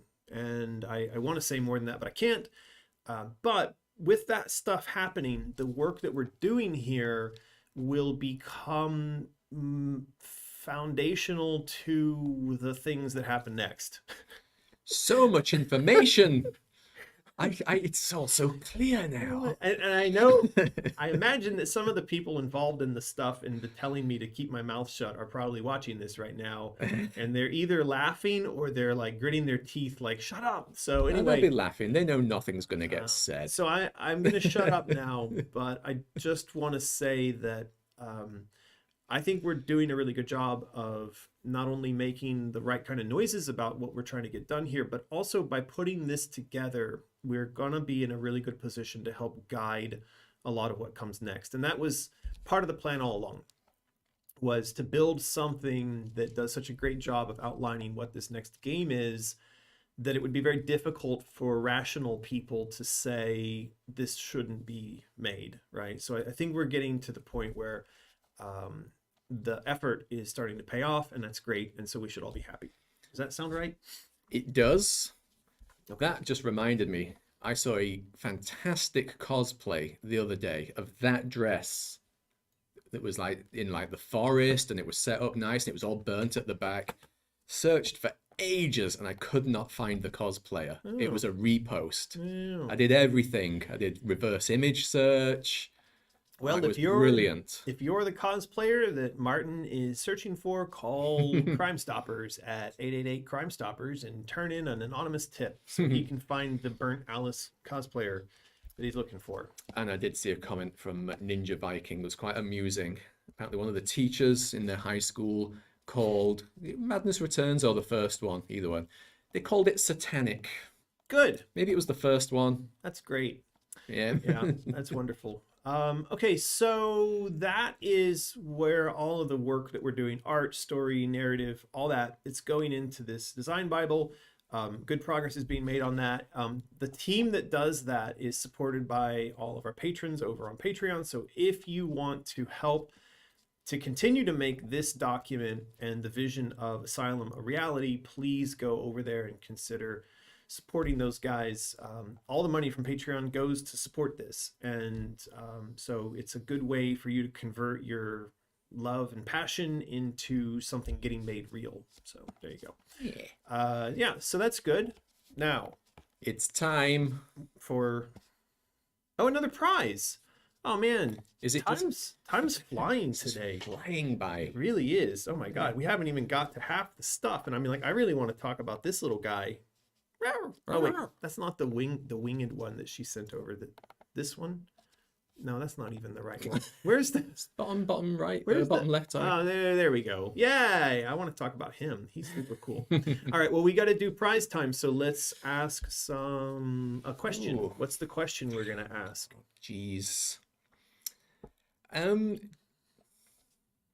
Is there such a thing as too much plushies? Okay. Is there a chance of just burning people out? What do you think? Hit us with hard facts. Do you mind? Do you wish there was more stuff? Okay. What do you think? I think the answer to that question, it's like asking, is it possible for Nike to make too many variations on their sneakers? I don't think so. And the other way you could think about that is, just any sort of collectible. Like you think about the original Cabbage Patch dolls, or the Care Bears, or Transformers, or GI Joe, or anything that's a toy that can have an army of collectible items. What do they do when they find success? They just keep cranking out more and more and more interesting variations on the theme. So I don't think that you could have too many plushies. I think you're right. I think if you can step outside of the mysterious business, then yes, clearly there's so many Transformers, there's so many GI Joes, there's so Right. many everythings. But I think from inside the business, sometimes, because I do the customer support, so Right. a lot of what I do for like a good chunk of the morning of my day, I'm constantly talking about plushies with Right. people. So sometimes I wonder, is it too much? But then you realize the world is a big place. There is literally millions of people out there. Hmm. So maybe there isn't such a thing as too many. We live in a world full of people. Yeah, so I mean, these are the plushies that are in Mysterious right now. It's actually not that many. You know, we don't usually talk about Hannibal Lecter and Bare-Fisted Bear, but those guys do sell, and those are original designs of ours. And Yeah. but yeah, I mean, these days this distressed White Rabbit, it sells like crazy. Mm. And we, on this side of things, on the Mysterious side of things, are a little bit shocked by just how they're taking off. And the other ones going along with it, the Love Rabbit and the Angry Rabbit, are being pulled along as well. And of course, we have more of these now that we're working on in terms of designs, and the reactions to those things are huge. Um, I've said many times, you know, we derive our income and our support of ourselves, like my family and Martin and everything, from the Mysterious shop. And sometimes that's been a bit touch and go. Like there's, you know, we've run the shop for 5 years. There's been months where it hasn't done that well, and then there's months where it does all right. But whatever the hell's happening with these plushies, um, it's life changing, game changing, I guess you could say. It's pretty Yeah. crazy. So yeah, more Most plushies. most people in the comments seem pretty positive. I mean, Alberto Flores makes a comment that maybe if it's always rabbits, it could be Hmm. repetitive. Yeah, sure. But there's other stuff in the pipeline, There is. isn't there? Yeah, there's a cat that murders people who abuse animals. So there you go. Can't wait for Scruffy Bumps. All right, let's roll it to see who wins this prize, and it is Adorbubble Dragon XX. Adorbubble Dragon XX. I'm kind of Yeah. concerned that images aren't loading. That tells me that the VPN is unstable. Maybe has even crashed if we touch it. So, congratulations, Adorbubble Dragon XX. Martin, why don't you tell Adorbubble what to do? Yes. So, yes, you have won one of these and the bag. Write in to support@mysterious.design with your name, address, and phone number formatted correctly. Please don't put it all on one long line. Do that within 24 hours to claim your rabbit. Yay, rabbit! Yay! Rabbits. Well done, you. Okay, so we're going to switch topics now. Yeah, I wanted to continue this topic just a little bit. So the plush toys have really taken off for us, and it like I said, has taken us a bit by surprise.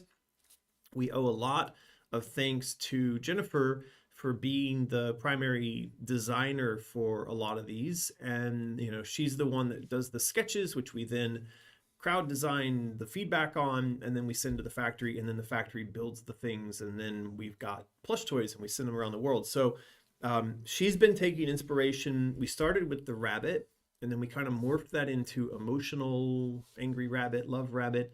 The latest line, like you saw, the ouchie, the broken bones one, those are actually being made into samples right now. And then like what's on screen right now is a Toto, little scruffy dog, and he's also got some stitches, and he's a little beat up, and some little wings. And of course, when we share these things online, they go bonkers. And it seems like what we stumbled into here is the fact that this sort of imagery, this sort of content, resonates very strongly with people where we market these things, like on Instagram and Facebook. That's fair to say, right? I think so. I just got distracted by mention of Void Rabbit again. Is this a brand?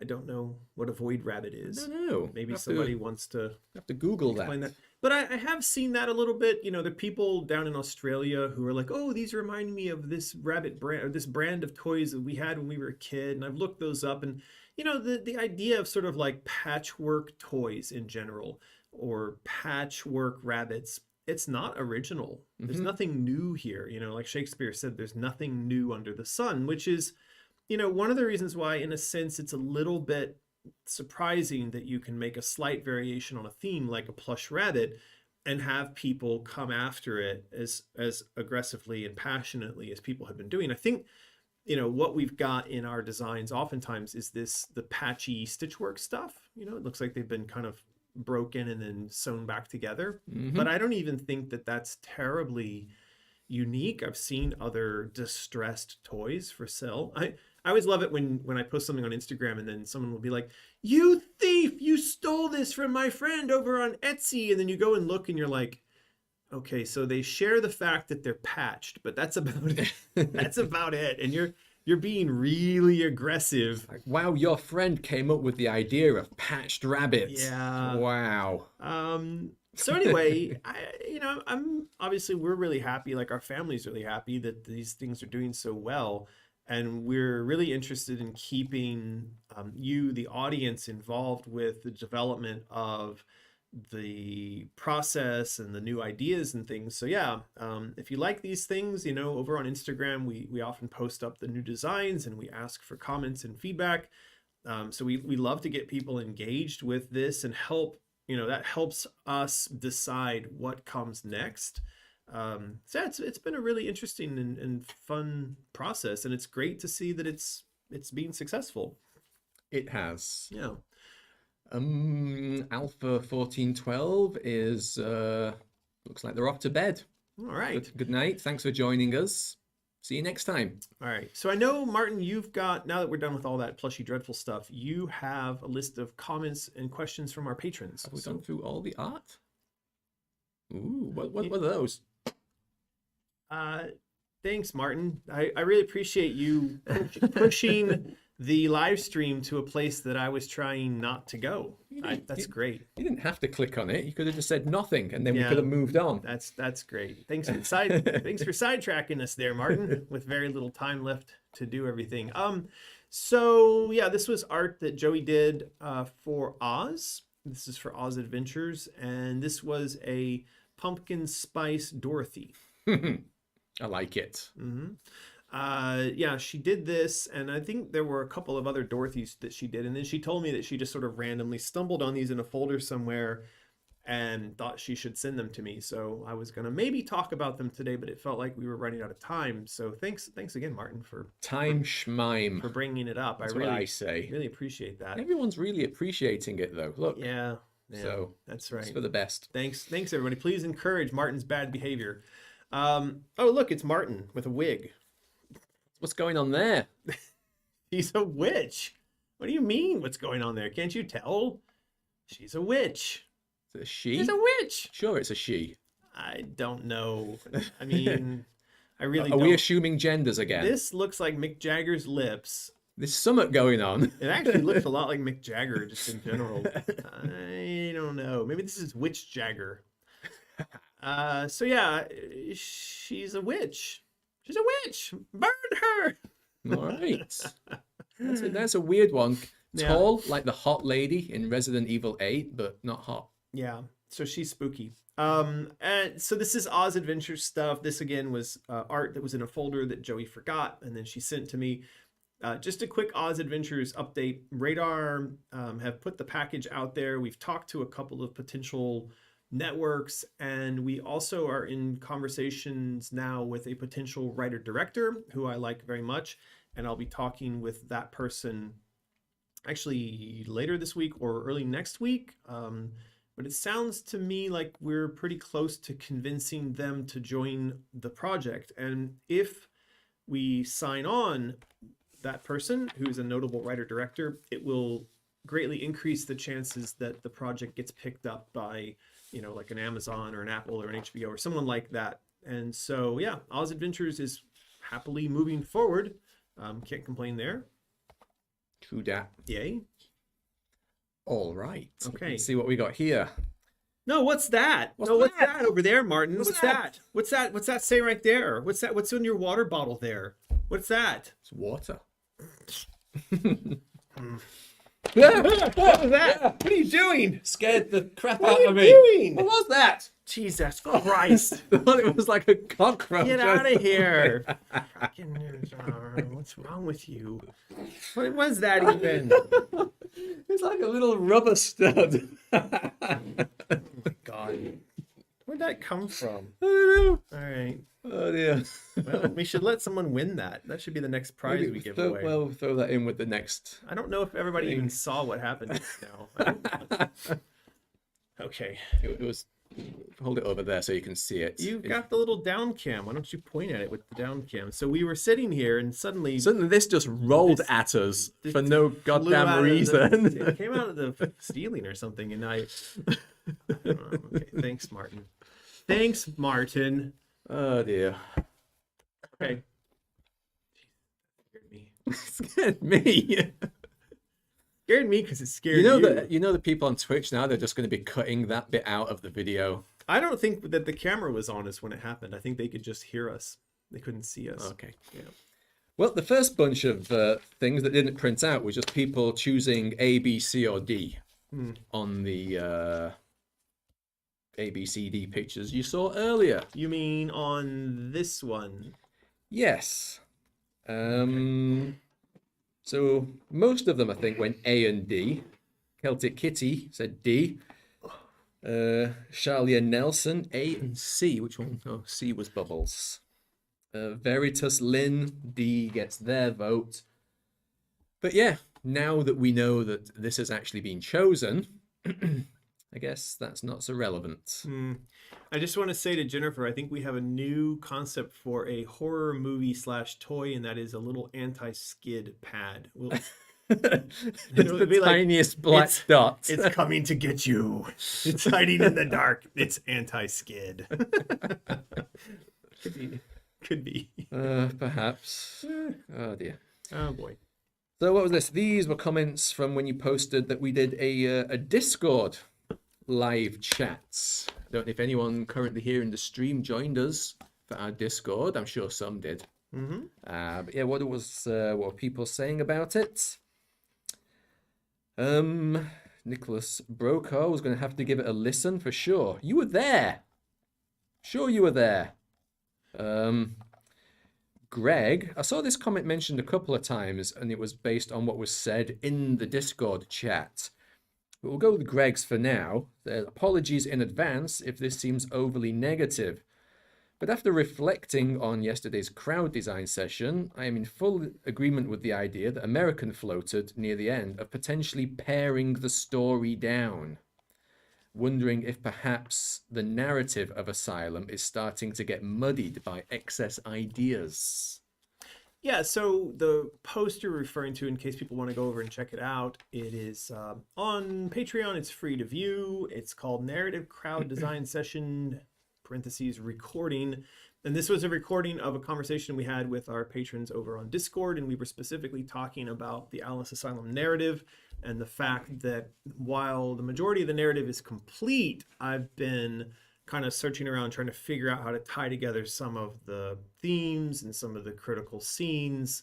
And so this conversation, first off, I want to say was incredibly helpful for me, because after we had this conversation, I went back and I fixed everything, and I'm very happy with the way it is now. So like Greg's comment said, one of the issues was whether or not the story itself had become a bit too complicated and maybe a bit bloated.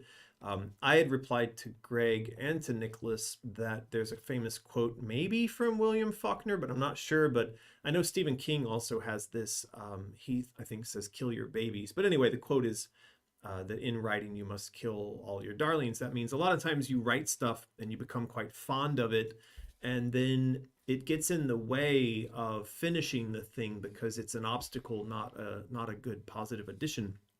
So a lot of times you have to go through and rip stuff out of your story and throw it away.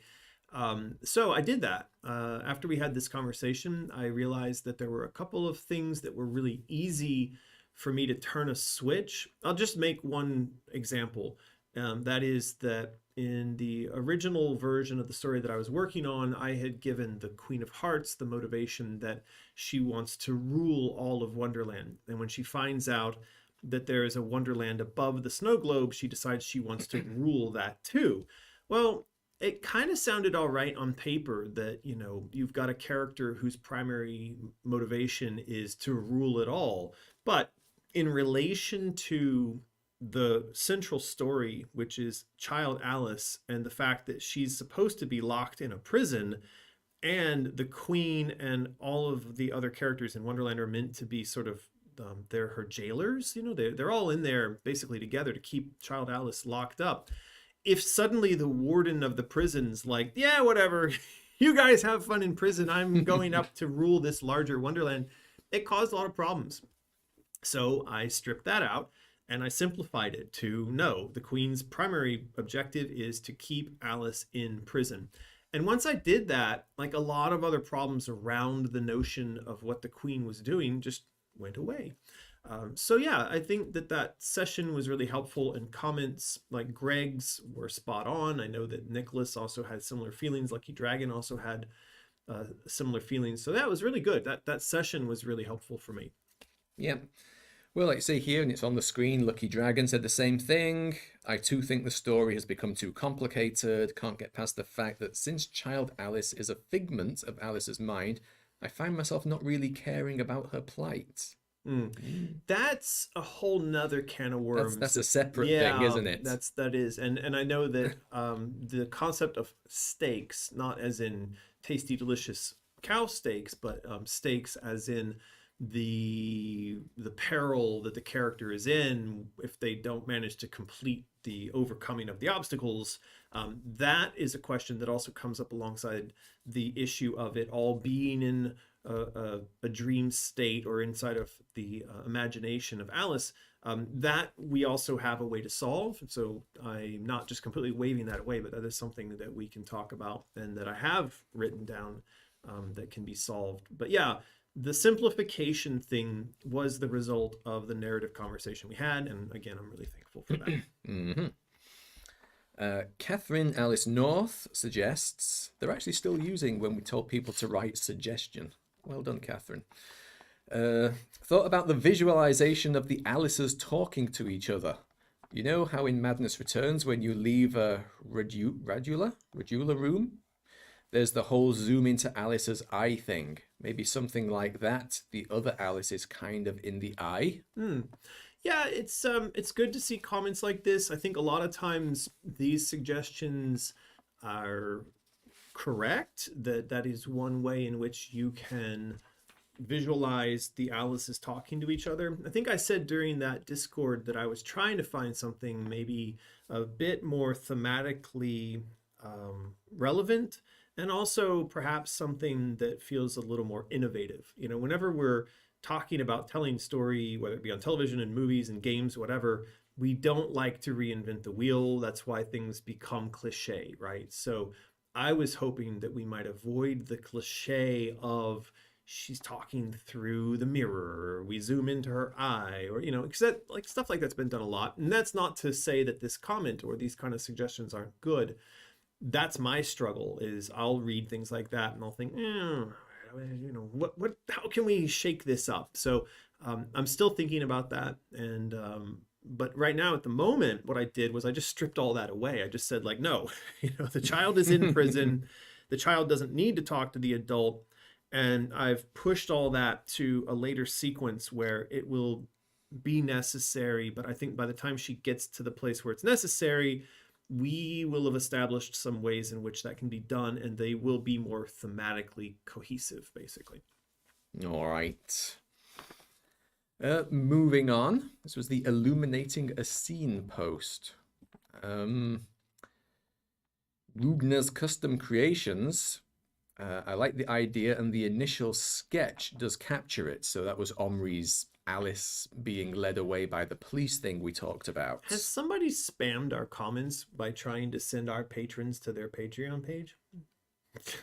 It looks like that. Yeah, maybe we should boot. Hello, I'm Hemet Mishra. Let's boot Hemet Mishra. Please join my Patreon. That's pretty sneaky there. It is. Everybody go. Can you actually stop people being a patron? Can we cancel them? I don't know. I just noticed that it's very funny. Okay, sorry. Anyway, Sorry to interrupt. I mean, we've already talked about that picture, really. All right. Let's move on. Chili Carrier, I think that's what it says. It's a bit blurry. Would absolutely be down for a public viewing option on Monday. Was that discussed? Yeah, so that's an interesting point, and I think I meant to talk to the team about that. Um Again, Monday. Hey, the JJ's. Monday is where all of our work gets done, basically. Where myself and the team collect together all the ideas. And yeah, I had the thought that maybe this could have a public viewing option so that you'd be able to go and see what the team's working on. It might kind of also help illustrate why sometimes there's less art for us to review, because you might go in here and see that like a bunch of art tasks got filled up, and there's a lot of back and forth on how we've defined the art tasks and things like that. But so yeah, maybe it would be good. It'd be like informative for the patrons to be able to dig in.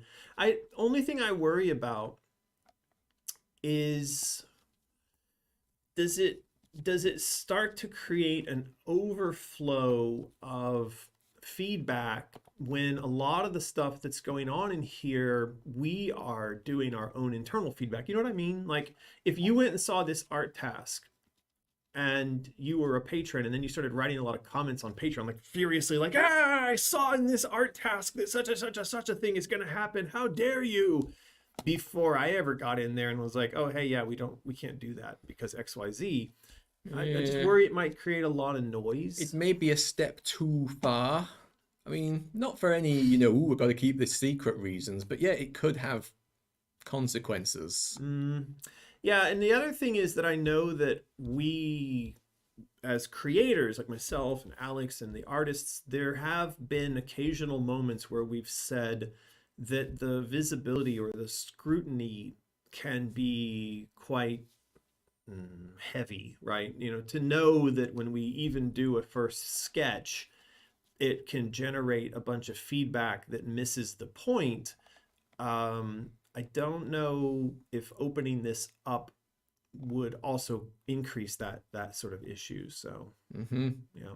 Now, by the way, I mean, I know somebody says, make it viewable, but don't allow comments. Of course, there's no way we would allow public comments in this because it would destroy it as a work platform. So all we're talking about here is making it read only viewable to people. But that doesn't stop people from then going over and posting comments on Patreon of like, hey, I was looking at item 9G5 Veil of Tears and I see that you misspelled brain. And what does that mean? Why have you done that? And then people will start to be upset. Why aren't you responding to my comments regarding the problems that exist within 9G5? This is, I think, one of the challenges of crowd design. We should talk about a bit. We should try to figure this out. Yeah, can do. Yeah. Carolina Belomesnova asks a random question, don't know why. I forget, is there a second floor in the orphanage? So when reading the premise, I instantly got this image. Kids crowding along banisters. I can't see because the printer made it blurry. But is there? There is a second floor in the... Right. Sure. I mean, remember when she goes outside, she also comes downstairs. That means that what we consider to be the first floor is not even the ground floor. So, but yeah, I think there's other floors in the orphanage. Okie dokie. Probably Bumby's room is upstairs or something like that. And I was thinking that it would be interesting to have Alice discover his diary, and that she might read a little bit about the nature of his existence, not to excuse him, but to kind of provide more detail about his backstory, something like that. So it was a thought. I was thinking maybe she could dig a bit into the backstory of Bumby and Ratcliffe. Okay. Yeah. Moving on to the Battle of Queensland post. Right. Austin Cook says, wow, this is gorgeous. It's like a chaotic biblical scene. Guess so. Love the rabbit. He's so cute. It's going to look incredible in game. Probably would. I do love a set piece that's got loads of shenanigans going on that you have to run through. Hmm. Um, Chicken says June 14. I am still a raving monstrous a-hole. Actually, what I was thinking, Greg, was more like entries from his early childhood where he himself is abused. I think that, again, it's not meant to excuse who he is, but it was something where the reason I started thinking about that was it was in kind of line with the notion of sins of the father. And there was a quote that I read by Virgil or somebody that said that your children will reap what you sow. So you hear that quote quite often, like, oh, you'll get what you deserve, you'll reap what you sowed. But this quote was, I think, a little more colorful in that it's the fault of the parents how the children turn out. And I thought perhaps to illustrate a little bit more about Bumby's backstory. So, just having him as this monolithic monster is a little boring. It's better, I think, to explain that, in growing up, some fairly horrible things happened to him to turn him into that. And that also brings us to the notion of Alice being in a position to break the pattern, especially when we've talked about the idea that in pushing Bumby under the train, she sort of cracks the door open to her dark side. And the question is whether or not she steps through that and takes on the cynical, jaded, heartless kind of persona, which, by the way, is where you become your enemy, right? By murdering Bumby and becoming that, then she's sort of furthering the darkness that made him what he was in the first place. And so that's the moral conundrum, And I thought maybe that's where how she chooses to deal with Ratcliffe, instead of murdering him, she lets the authorities take care of him. Illustrates her decision to go ahead and close the door to darkness, though she kind of did peek in there a bit, right? So anyway, I thought, perhaps that would make the exploration of Bumby's past and Ratcliffe's past meaningful, usable. Yeah. Just looking to see if any comments came in. Giving humanity to Bumby. Gasp. Jennifer says, plot twist, Alice is Dexter's great-great-great-grandmother. I always liked Dexter. He was quite fun. So yeah, just a few more things here for this post and image.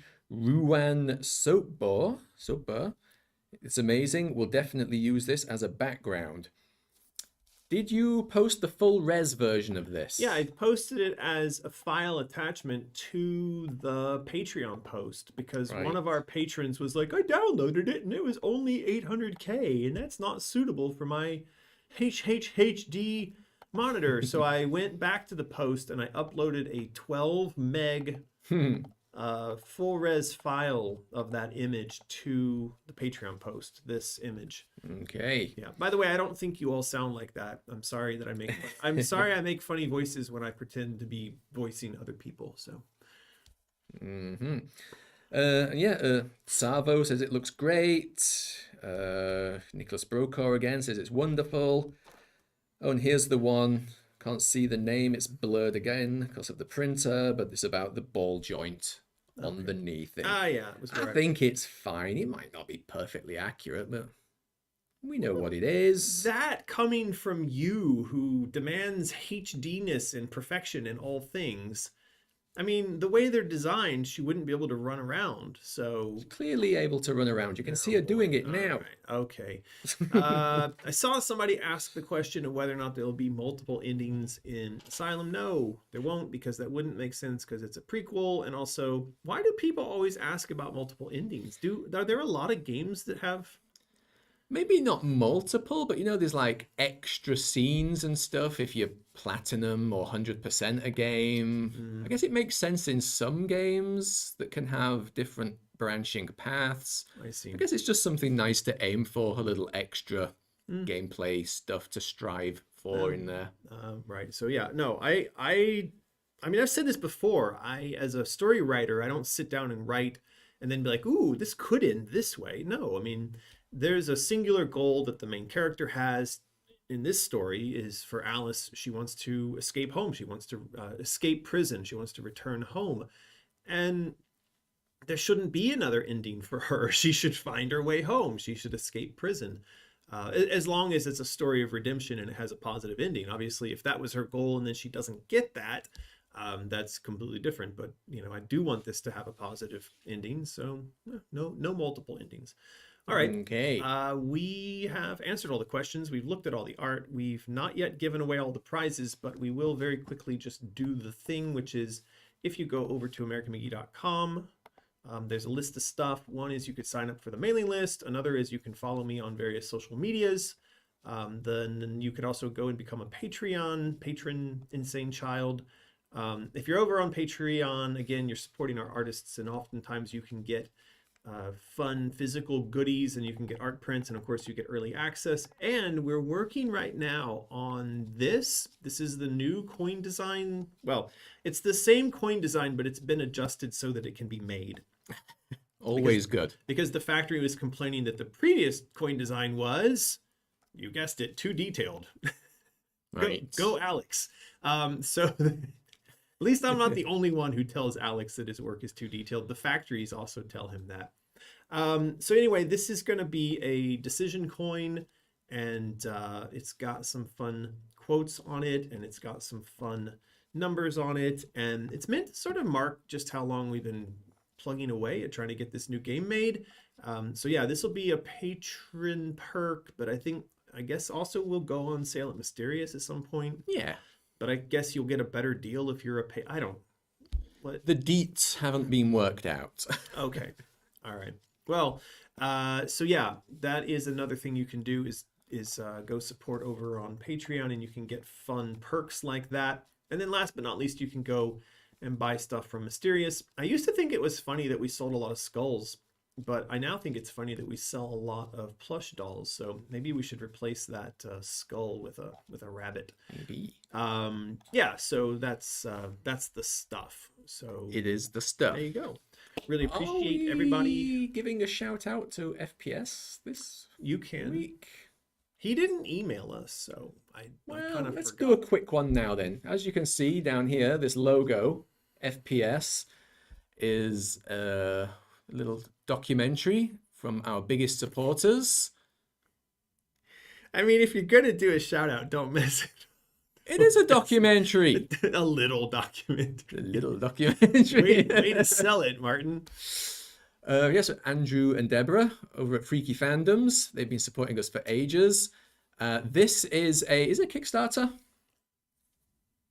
I think they're gonna have a Kickstarter for it. Yeah. Yes, I think that's right, but it hasn't All right. happened yet. Not yet, but it's a coming. So keep an eye out for that and support them if you see them doing their stuff, because they support us and have supported us for a long time, and they're great. That's what it sounds like when you do a promo without having any of the details for the thing that you're trying to promo. They all know. Well done. All right. Let's ask the final question and give away the last of the Hysteria Rabbits for today. Do you have a question? If you win this rabbit, what are you going to name it? That's my question. It's a good one. So yeah, if you win the last and final of the Hysteria Rabbits, what are you going to name it? I'm not a thing namer. I don't really name, like my car doesn't have a name. My computer doesn't have I haven't named my junk. Some people do stuff like that. They do do. you? Yeah, they do. Do you name stuff? My junk? Does your junk have a... Do I want to know the answer to that question? I feel like I don't want to know the answer to that question. I really don't. If you do, please don't tell me, because then whatever it is will be forever ruined. Okay? Then whenever I hear But that, now I'm remember. Didn't they do that joke in Anchorman or something? And the one of he called it the Octagon or something ridiculous. Octagon. Oh no, I don't remember that. It was the Okay. Paul Rudd character said something ridiculous. I see. Ordy flip flop. Gonna name their rabbit Lolita. Yeah, Alistair, Samantha. Who names a satanic rabbit Samantha? It's Interesting. to Okay. throw suspicion off. Someone's gonna call their rabbit McGee. Benjamin. Oh, now I think that's a good idea. Name your rabbit Martin.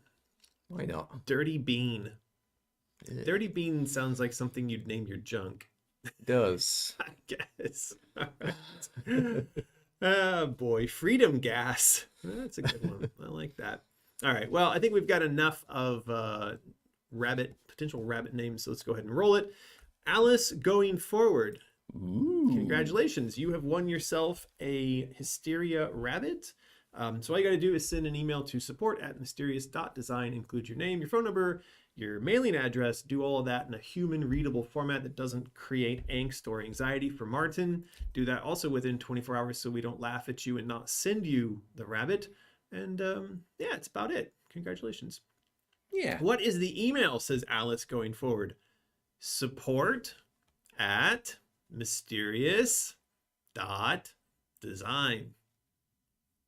You could just go. You could just go to the Mysterious website too, and I think it's like on every page. We should just tell people that. That would be a better form of cross marketing. Some people might not know that you can still have weird endings to emails now. That's true. I got confused as hell true. when somebody told me it was like blah blah at something.co. I see. That's true. I was like, what right. .co? Here's an easier way to do this. Go to the Mysterious website, and you see this black button at the bottom that says support. Click that. And like this thing will pop up, and then you can type in here, "Hey Martin, it's me. Get bent. It's me, Alice, going forward. I won the thing." There you go. So you just type in. Oh, it's good. You can even put your stuff in there. You should put Alice and alice@alice.com. Anyway, and then you could say, "I won! Yay!" Right. And then attach a picture. And then send. Oh, it didn't work. There you go, Martin. I just made a support ticket for Martin. Thanks for reaching out. You're welcome. All right, everybody. That's it. We're done. I'm still scared from the anti-skid. The anti-skid. That should have been like the question. We should have done a question about being scared. We're gonna have to go back and watch that because they said we were on video when it happened. I think somebody said they'd already clipped it, so And it should be easy to find. A GIF. God. Okay. Well, we're gonna go see. I was genuinely upset about that. I thought it was a cockroach or something. I did. I'm not gonna freak out if I thought it was a rubber stud. It's funny too because this house is new. It was just a concrete box before, and there are no cockroaches in here. Thankfully, there's no insects in here at all. So I wouldn't have ever seen one, so I wouldn't expect it. But somehow the way you jumped made me like, what the? That was pretty awful. Yeah. It was Wendy J. What about Among Wendy? others, I'm sure. Who did what? Who clipped it. Yeah. All right. Yeah. Well, everybody, thank you for watching us pee in our pants because of an anti-skid dot. And we'll be back in 2 weeks to do that again, I suppose. Yeah. Yeah. Jib it up. Jib it up, get bent, all that kind of good stuff. Bye-bye. Bye.